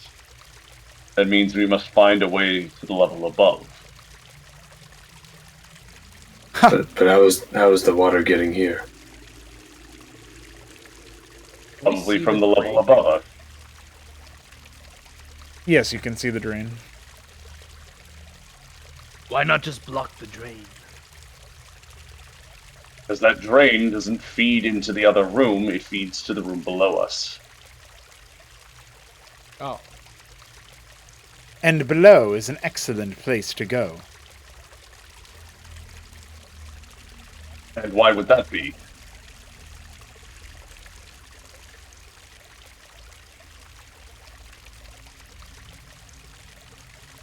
The water flows in peculiar ways when enhanced with old elven magics. While your understanding of the natural laws is quite astute, I must tell you, and save you some time. The room above is simply uncarved stone. No water lies there. Do you mean to tell me that this magic water flows upward? Well, it flows downward and then upward, which is why you must go downward.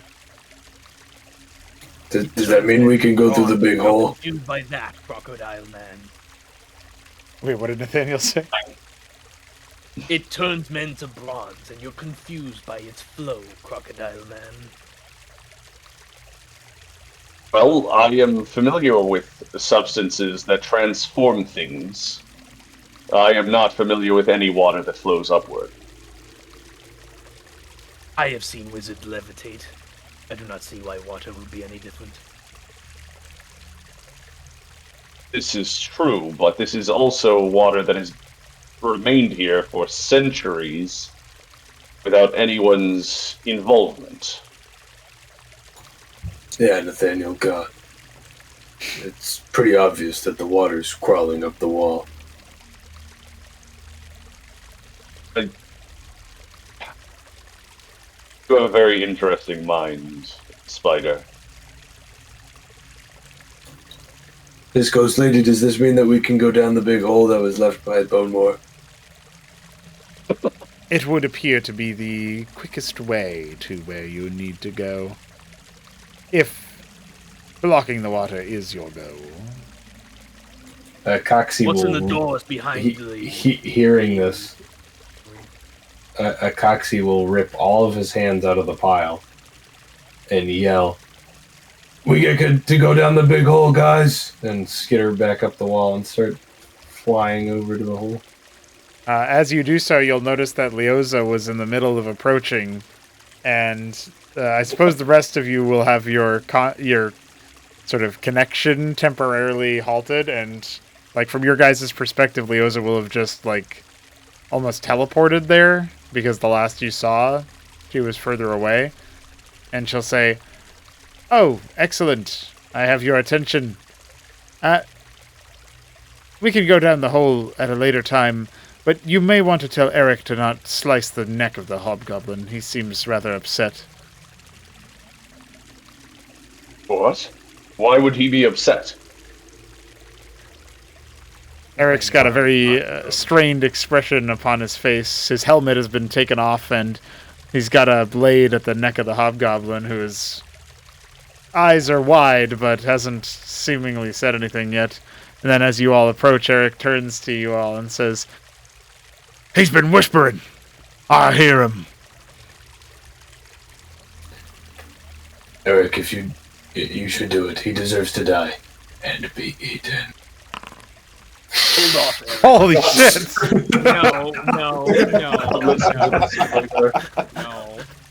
No. I mean, that would be pretty persuasive to a Coxie. I argue that I have a more established relationship with Eric, and that he also hates Kyle as an ugly monster. But he's already mad. He's pretty angry. So, I would say under normal circumstances, if he didn't hate me, I would have advantage. But because he hates me, we'll just call it regular, and I got a 21. So, I think you have to beat me. Nathaniel will say, "The spider just wants to eat him. Let's interrogate him first." You already did the interrogating. He's only here now because you allow it. Why you allow that creature to stalk us and speak to us with his bloody tongue? Yes, Eric. Prove yourself. If anything deserves to be eaten, it's the hobgoblin. Oh, shit. Shut up, Spider, or I will shut you up. That would be rude. Yeah, and the way you're acting is rude right now. I would argue the hobgoblin started it. What was Nathaniel trying to say to Eric specifically? Because the monster was useful, and this guy will also be useful as a source of information. There's too many voices. You can see Eric like physically looks like he's in pain, and he's kind of like looking away from all of you, and his grip on his blade relaxes a bit, and it sort of peels away from the hobgoblin's neck for just a moment. Nathaniel walks over and briskly puts his hand on the shoulder of Eric, sort of eyeing the blade as he says this, and says, "Come, brother, come. Explain the voices." We're all talking at the same time. He's talking. "Who's he?" He's gesturing at the hobgoblin. The hobgoblin is not speaking, though.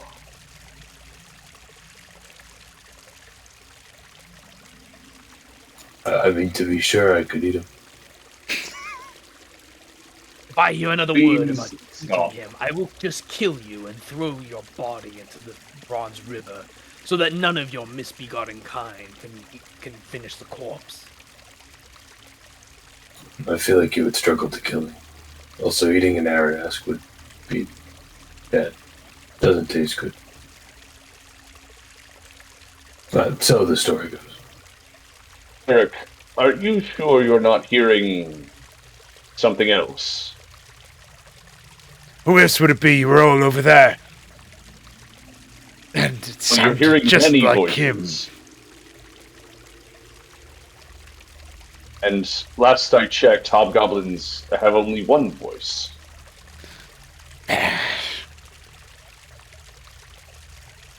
Eric seems somewhat dismissive, quite frustrated, and takes a step away to recover his helmet that had been seemingly thrown onto the floor earlier.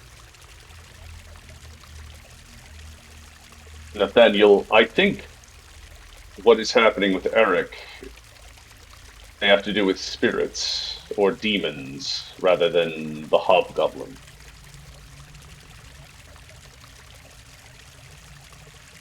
The creature said as much. We shall see. Gag him just in case.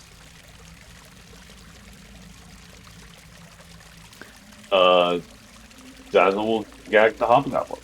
Yeah, he's still got one, like a gag ready on his person that's been, like, roped onto him from before, so it's pretty easy Right. to do so. Yeah, so I'll just shove it back in.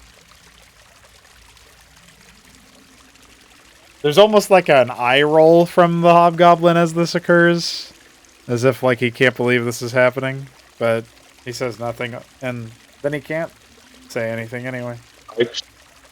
I'm sure you would prefer this over being gutted by the night. He averts his gaze from you in response.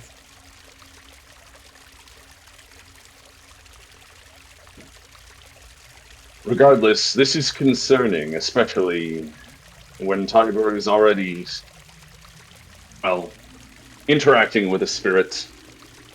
I'm guessing there are more.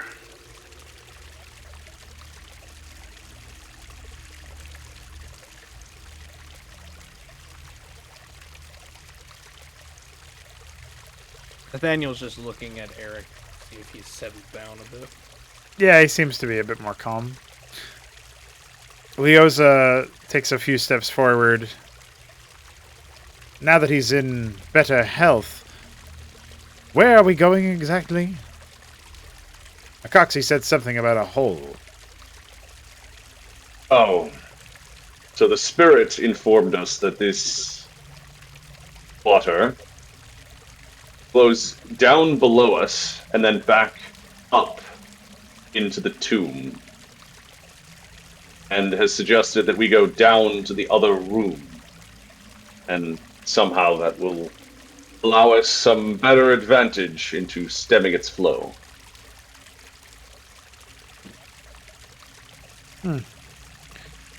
Interesting technology for such an old place.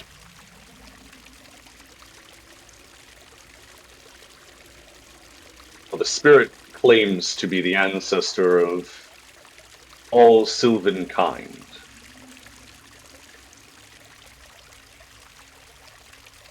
A matrician. Leoza's lips are pulled taut after she says this, and she seems to be deep in thought. You know of them? Not much to know. Ancient history, that. That is what the spirit said. Do we at least know if they were of a darker sort? Leoza shrugs unhelpfully and maybe a bit apologetically and says, "My gut tells me anything down here isn't particularly benevolent, but perhaps it had a plausible explanation for that too."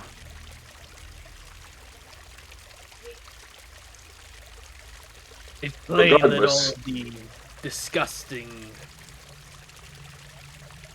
aspects of this area were the work of those who came after trolls and goblins and demons.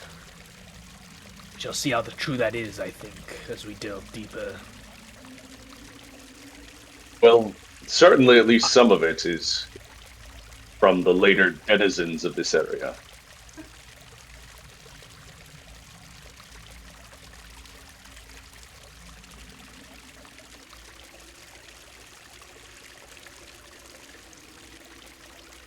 Looking to the hobgoblin, Nathaniel will grab his leash and then motion and say, Either case, it matters little. Whether it's a trap that waits below us or the truth, we are going to face it head on. Agreed.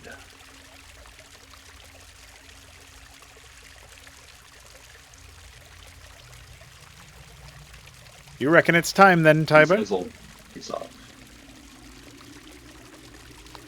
Yeah, I suppose we should get moving. Thanks for rescuing Zazzle. He might be useful later. Yeah, I wouldn't wish that on anybody. Gesturing to the water. maybe they just become like you. You're stone, they'll become bronze men. And put him in a wall. Well, that is... Yeah, it doesn't really block you from moving if it would block him normally. I wish I left the rope. Nathaniel mutters bitterly.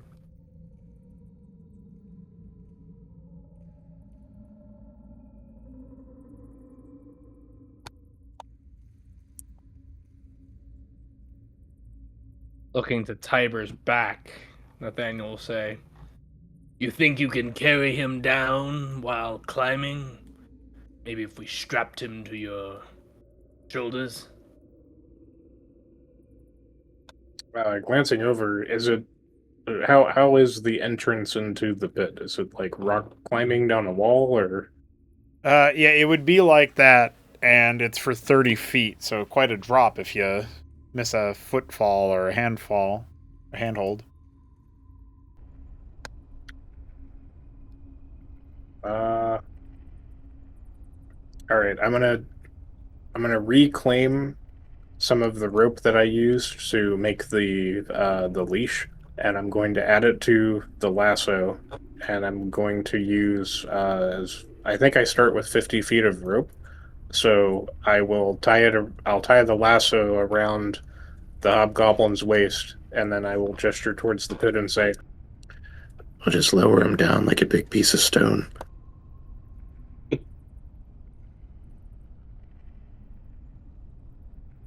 So you're going to be lowering him down first, or? Yeah. yeah, he's still hogtied, so we can Yeah. just... I, So demeaning. Yeah, that's pretty good. Yeah, so Tiber will just like kind of gently push him off the ledge with his foot, and then holding the rope, lower him down.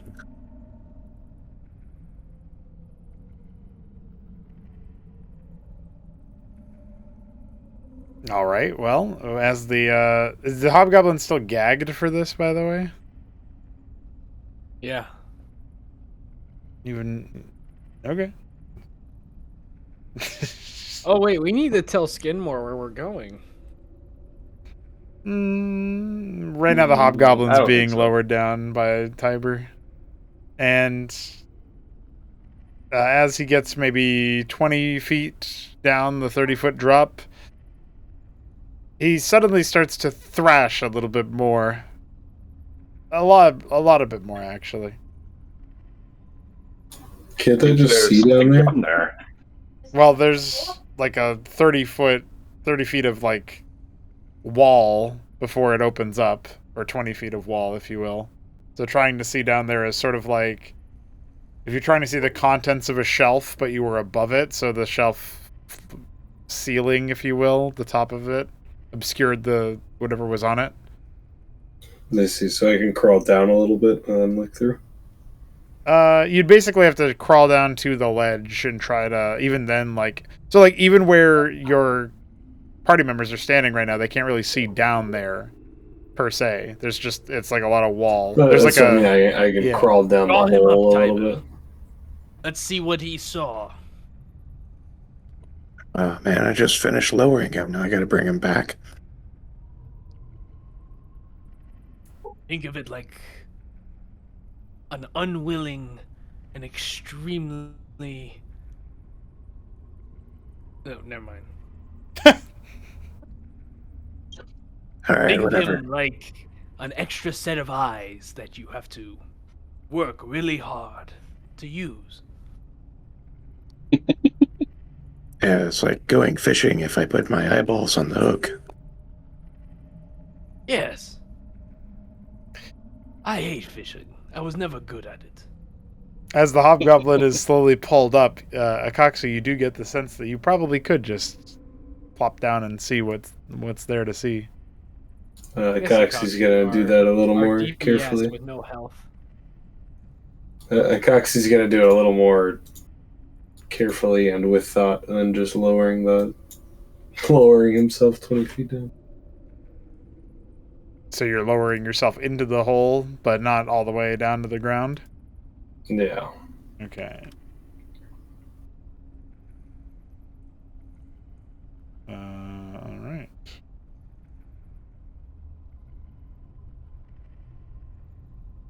Oops. Hold on.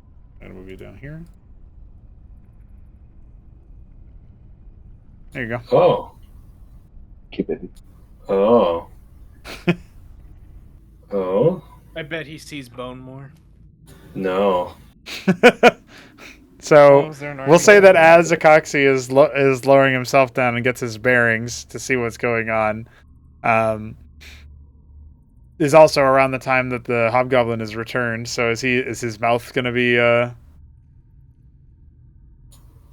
ungagged? What Take is out the that? bag and he will say, What did you see, my most favored scout? Most fake. So the hobgoblin's sputtering and thrashing still. And what do you think? What would you say if you had to say in very short number of words? How would Akaxi describe this thing that you see? So Akaxi has no idea what this is, obviously. This looks like a very fearsome thing out from the surface, not something that's native. That's for sure. It's kind of the size of the ogre, right? Yeah, it's bigger, but yeah, it's like, yeah, it's if it was bigger, and Yeah. what it was. Akaxi, in a few very short sentence, would describe this situation as massive two-headed ogre eating a bullet. Okay, that's basically what you're going to Oh. hear the hobgoblin says. There's an Etten down there, feasting on a bullet. Oh, nice. Well, that's not supposed to be here. Is it wounded? I didn't see if it was wounded. I'll have to put you on a more dangerous scouting mission next time to hone your skills. Can this thing climb out of the hole? Yeah. I was gonna attack it and then pull myself back up so it wouldn't be able to climb out. I lost cramp. There's a T there, dude. Yeah, you fucking No, this is dyslexic the fuck. distant cousin. Custon? Oh shit, that's where the T I went. found the T. Well, you guys. How far down am I? right now you're 10 feet. You went down Fancy 30 legs feet and because you were cereal, 20 feet okay. in the high in the. Yeah. So if I speak, they can hear me. Yes. That's why they heard you to explain it in your own words earlier. So. Oh, okay. Akaxi will say from down below, will say, "Guys, I'm gonna attack it, and it'll come to us." I would not suggest that course of action, Spider. We don't even know what kind of Etten it is. What the fuck is an Etten? Do I know? It's big. Basically, a two-headed ogre. Yeah, Nathaniel would know the Etten as Bigger. it's like a regional term that means two-headed ogre. Nathaniel will probably have heard them discussed before, but they're pretty rare. So. Are they known as being more reasonable? They typically are more intelligent, but you are grading on a strong curve there. But guys, we killed one ogre and a bunch of his friends. Surely we can kill a slightly bigger two-headed ogre.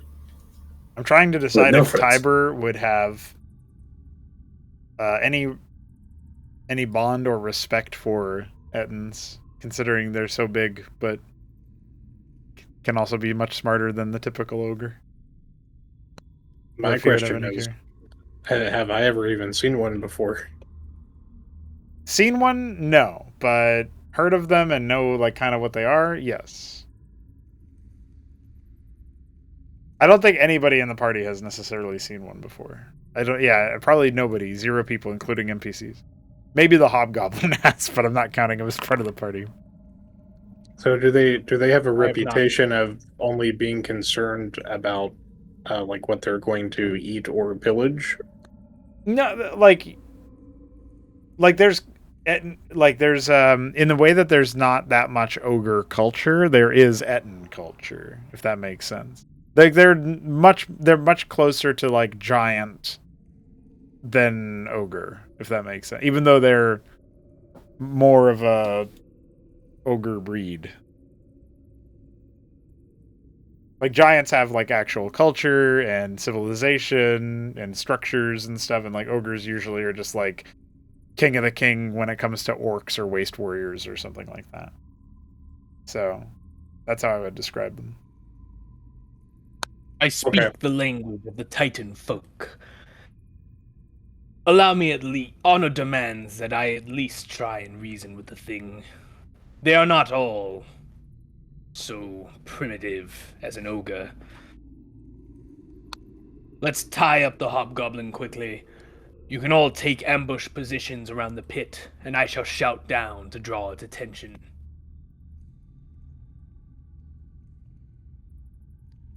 If it's wandering around Bonemoor's tunnels, then maybe it knows more than Skinmore.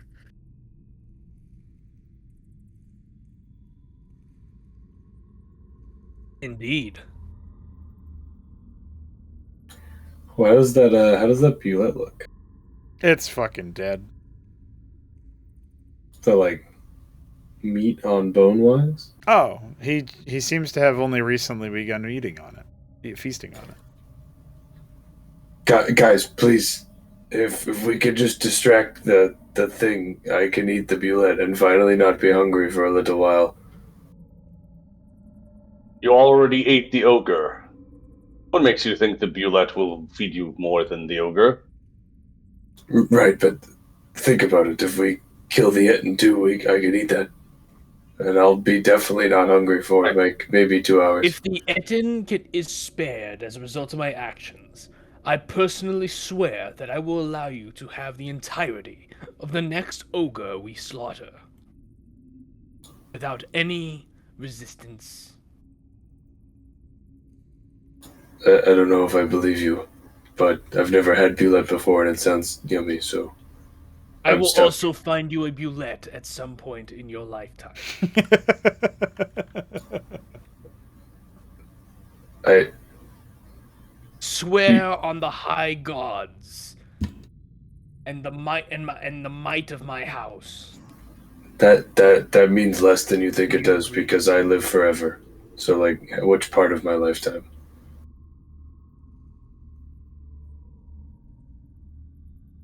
Within my lifetime, part of your lifetime.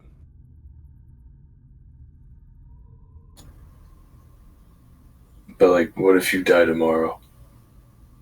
What if you die tomorrow? Well, I'd rather eat a bulette than die tomorrow not eating a How bulette. about this? Just let me talk to it, and maybe the beast will just go berserk anyway, and this will all be worth nothing. I feel like you're less likely to reach tomorrow if you pick fights with Ettins. Or me. Okay, Nathaniel, I'll let you talk to it, but on one condition. You have to What? jump down the hole, trusting that I made a web catcher. If we subdue the boulette, fine. No, I mean, like, right now. Patriots will kill you anyway if you break my legs. Exactly. It's supposed to build team bonding, and you're getting that already. Alright. So, Tism aside, is everyone fanning out with their ranged weapons to be ready to shoot down that hole?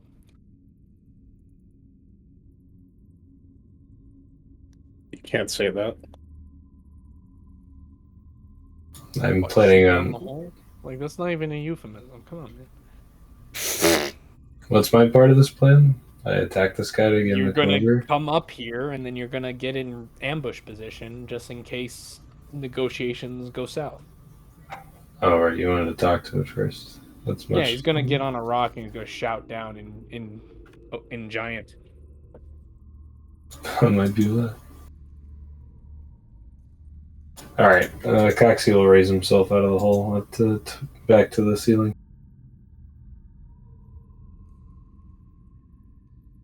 Oh, the attempted movement collides with at least one floor/ceiling. Oh. Hobgoblin's going to be tied to another chair or something. See, when the hobgoblin saw the Etten, he realized that he'd much rather be eaten by me.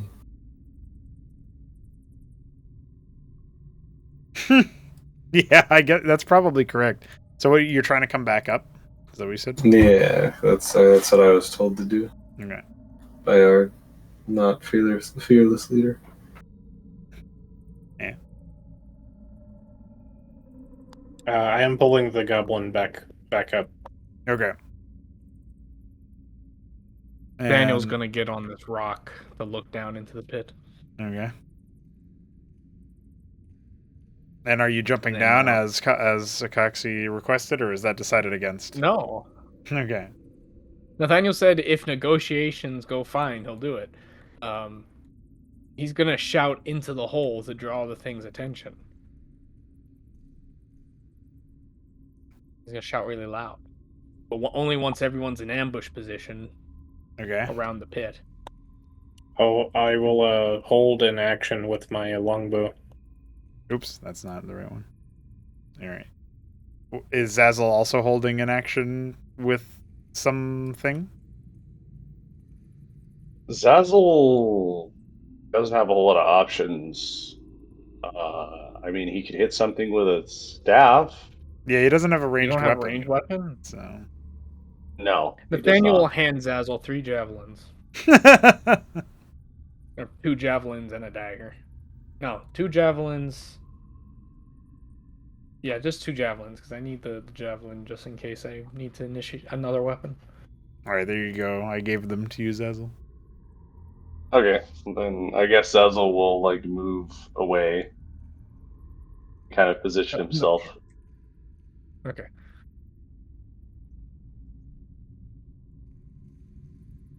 So once everyone in the party is the hobgoblin secured to some sort of location, and everyone in the party has their weapons drawn, Nathaniel's gonna shout down in giant speak.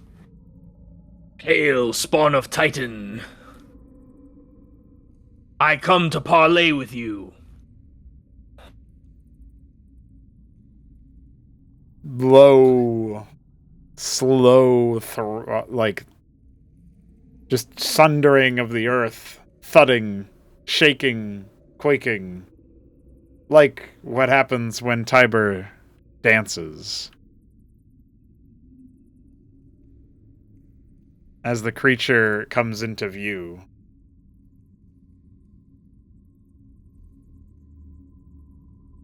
its two heads gazing and squinting up at different members of the party. In one hand, it holds an enormous weapon, a war axe of beyond human proportions. And in another, it carries a fistful of some unidentified meat that looks really good to a Coxie. Blood drips from its both heads, and one of them still seemingly chewing, as gore is matted into its long beard.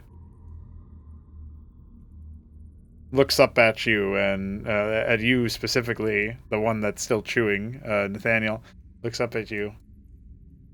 And it bellows back in the same language that you speak at it.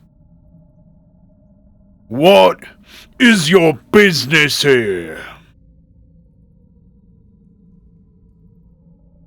We seek passage to the lower levels, unmolested. We are prepared to offer tribute.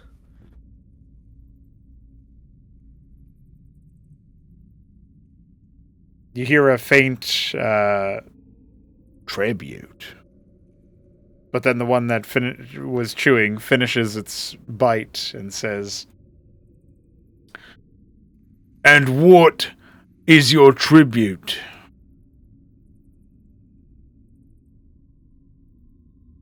We have at least one hobgoblin.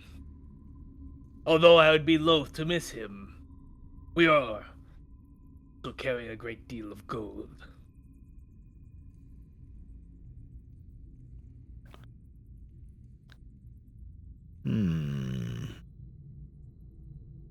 that faint other voice seemingly attached to the second head that is aimed, pointed away from you.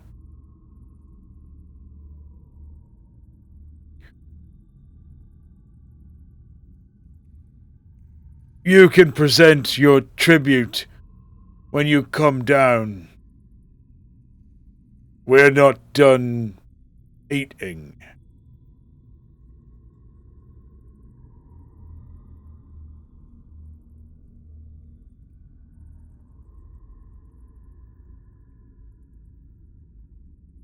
My party would prefer to strike an accord here and now and have your word before coming face to face. The bloody battle axe that is now resting against the ground as a way to allow the creature to lean a bit is suddenly ripped from the earth, and the one that had been talking for most of this time looks down at it with a grunt. This allows the other head to look directly at you, Nathaniel, and it says, You must be put off by our rather gruesome appearance. But you shouldn't worry too much. We're eating. When Ettins eat, they are at their most docile. You can come and go as you please, tribute or not.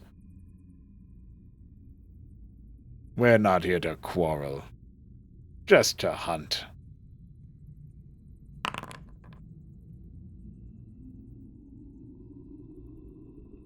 the second head seems to be quite the straight talker.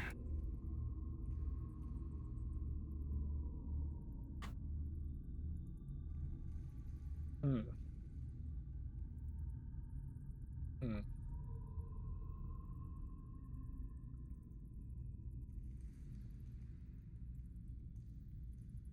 This is scary. Coxie will skitter over and lower himself on the web and whisper the words, "Well, maybe most docile means best time to fight if we have to. It could be lying." Nathaniel will say, Nathaniel will look to Kyle and say, in a similar low whisper, Things are going better than expected. But be prepared to unleash hell if I'm consumed. and then he'll look down to the end and say,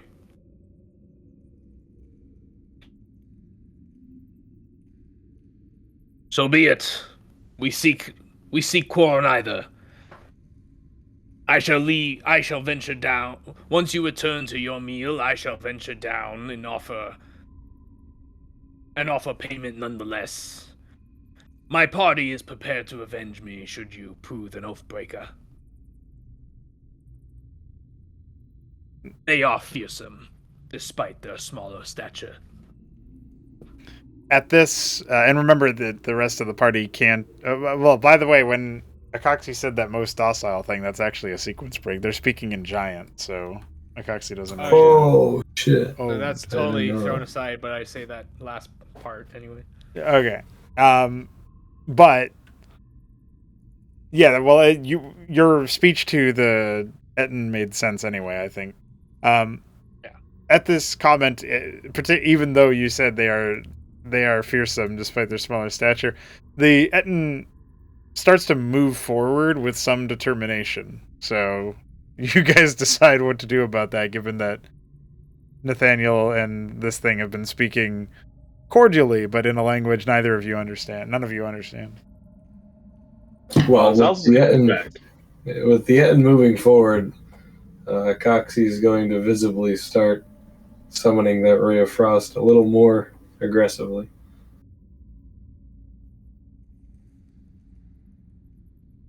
As it's moving Like it's- forward, yeah, right. You're like you're about ready to fire it. Yeah, loose. like instead of it being a thought, it's like it's kind of on its way. It's loaded. Right. As it's moving forward, the hand that isn't clasping a battle axe and is instead clasping meat vanishes into a deep pocket on the grisly creature's person. Then returning, just a bloodied hand, it unfurls and gestures at you. I will prove myself and my kin not an oath-breaker. It will take not but a moment, and will be faster for you and your party to venture forth as you decree. Is it offering to grab me? Yes. The other head Daniel looks makes at the you. sign of the lady. The other head looks at you as you're doing whatever you're gonna do and just says, Are we hungry? All right, Nathaniel. What's the name of my lady again? Cathora? Cathora. He said. He will say, So be it. Thor watches over me. and he ventures to get grabbed. well, you guys will watch as the great Etten grabs hold of Nathaniel, turns around, places Nathaniel onto the ground, and then turns over and looks at the rest of you with an additional hand offered. Nathaniel will shout up. I'm alive. How about you go next, Tiber? You seem like you would resist being eaten by an Etten. Coxie's gonna just skitter down the wall.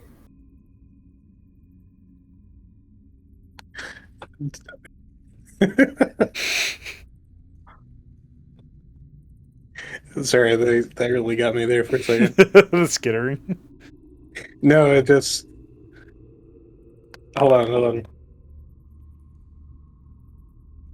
Oh no, no. Nathaniel is going to venture over and leave gold over by the Bulette, and he is in no way going to allow Kyle to get anywhere fucking near the thing. Alright?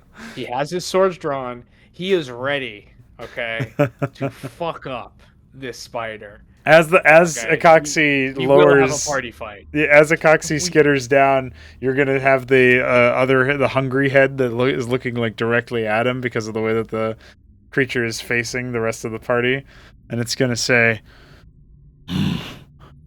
No eat.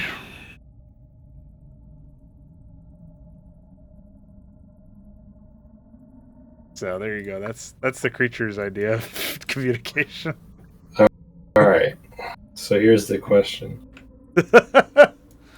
Moxie, you're going to be killed by your own party member and a Bulette. If I'm on the ceiling, so that means nothing to me. If I have spears. did you say a Bulette? The Bulette's dead. You know what I mean. Goober, got him. Imagine. So if I sneakily cast Infestation to order a spider to take a piece of the Bulette back to me, just a very small piece, just so I You're can going to kill understand what it You're would go- taste like. Bro, How would it know? There's bones here. Just take a bone. How would it know? There's so many bones. How would it know? How would I know if I take a very Don't small take the piece of fucking flesh? Bulette. No, not the Bulette, just like a Nathaniel knows that you use tiny spiders to eat people. Okay, like he like has a torch. like a fingernail's width. How are you gonna burn the spiders will- without burning the Bulette? Nathaniel will be actively stomping any insects he sees on his way there before you even arrive. Actually, The how Etten could think that you stomping or burning near the Bulette. Nathaniel does not like you. He hates your species. He thinks that you're literally the creation of some sort of plague god at this point with how much you consume. Yeah, I don't care how Nathaniel feels. I'm talking about the Etten here. The Etten is looking at Tiber expectantly with an outstretched hand that is easily the size of exactly. This is most the of perfect Tiber's time. body.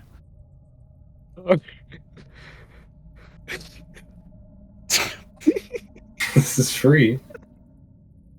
Yes. Don't worry, I don't think I'm Eddens eat fox. I'm so telling you, should be just a- Tiber. Just a small piece here. All right, think about that quietly. What did you say, Sassel? Oh, I said Tiber. It should be fine. I don't believe Eddens eat rocks.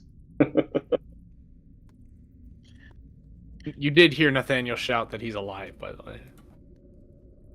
Tiber's gonna toss his rope over to Eric, and he's gonna look at Eric and Leoza and say, You two might want to wait up here, because I have no idea what's going to happen. I'll tell him to wait. I negotiated safe passage. at least We'll until the main party members go down. let you take point, Tiber, says Leoza.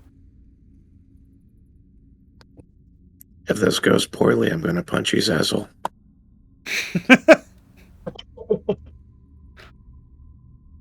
If it goes poorly, we're probably all dead anyway.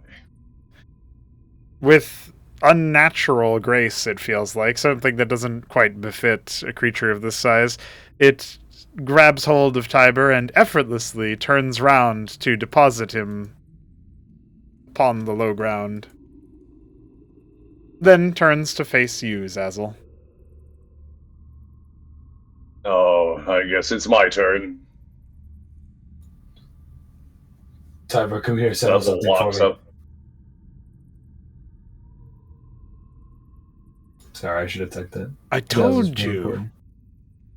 I told you a friend. The creature speaks in common. We are no oathbreakers. Well, I'm quite glad, because if you were, I don't think I could do anything about it.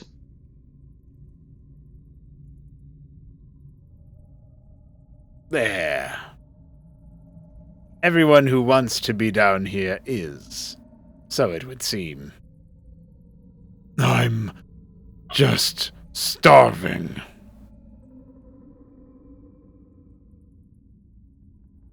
I appreciate the assistance, Etten. I assure you, I will not be. I will not stop your eating or feast. Nathaniel will leave a sack of gold by the Bulette and get moving. We thank you for your hospitality.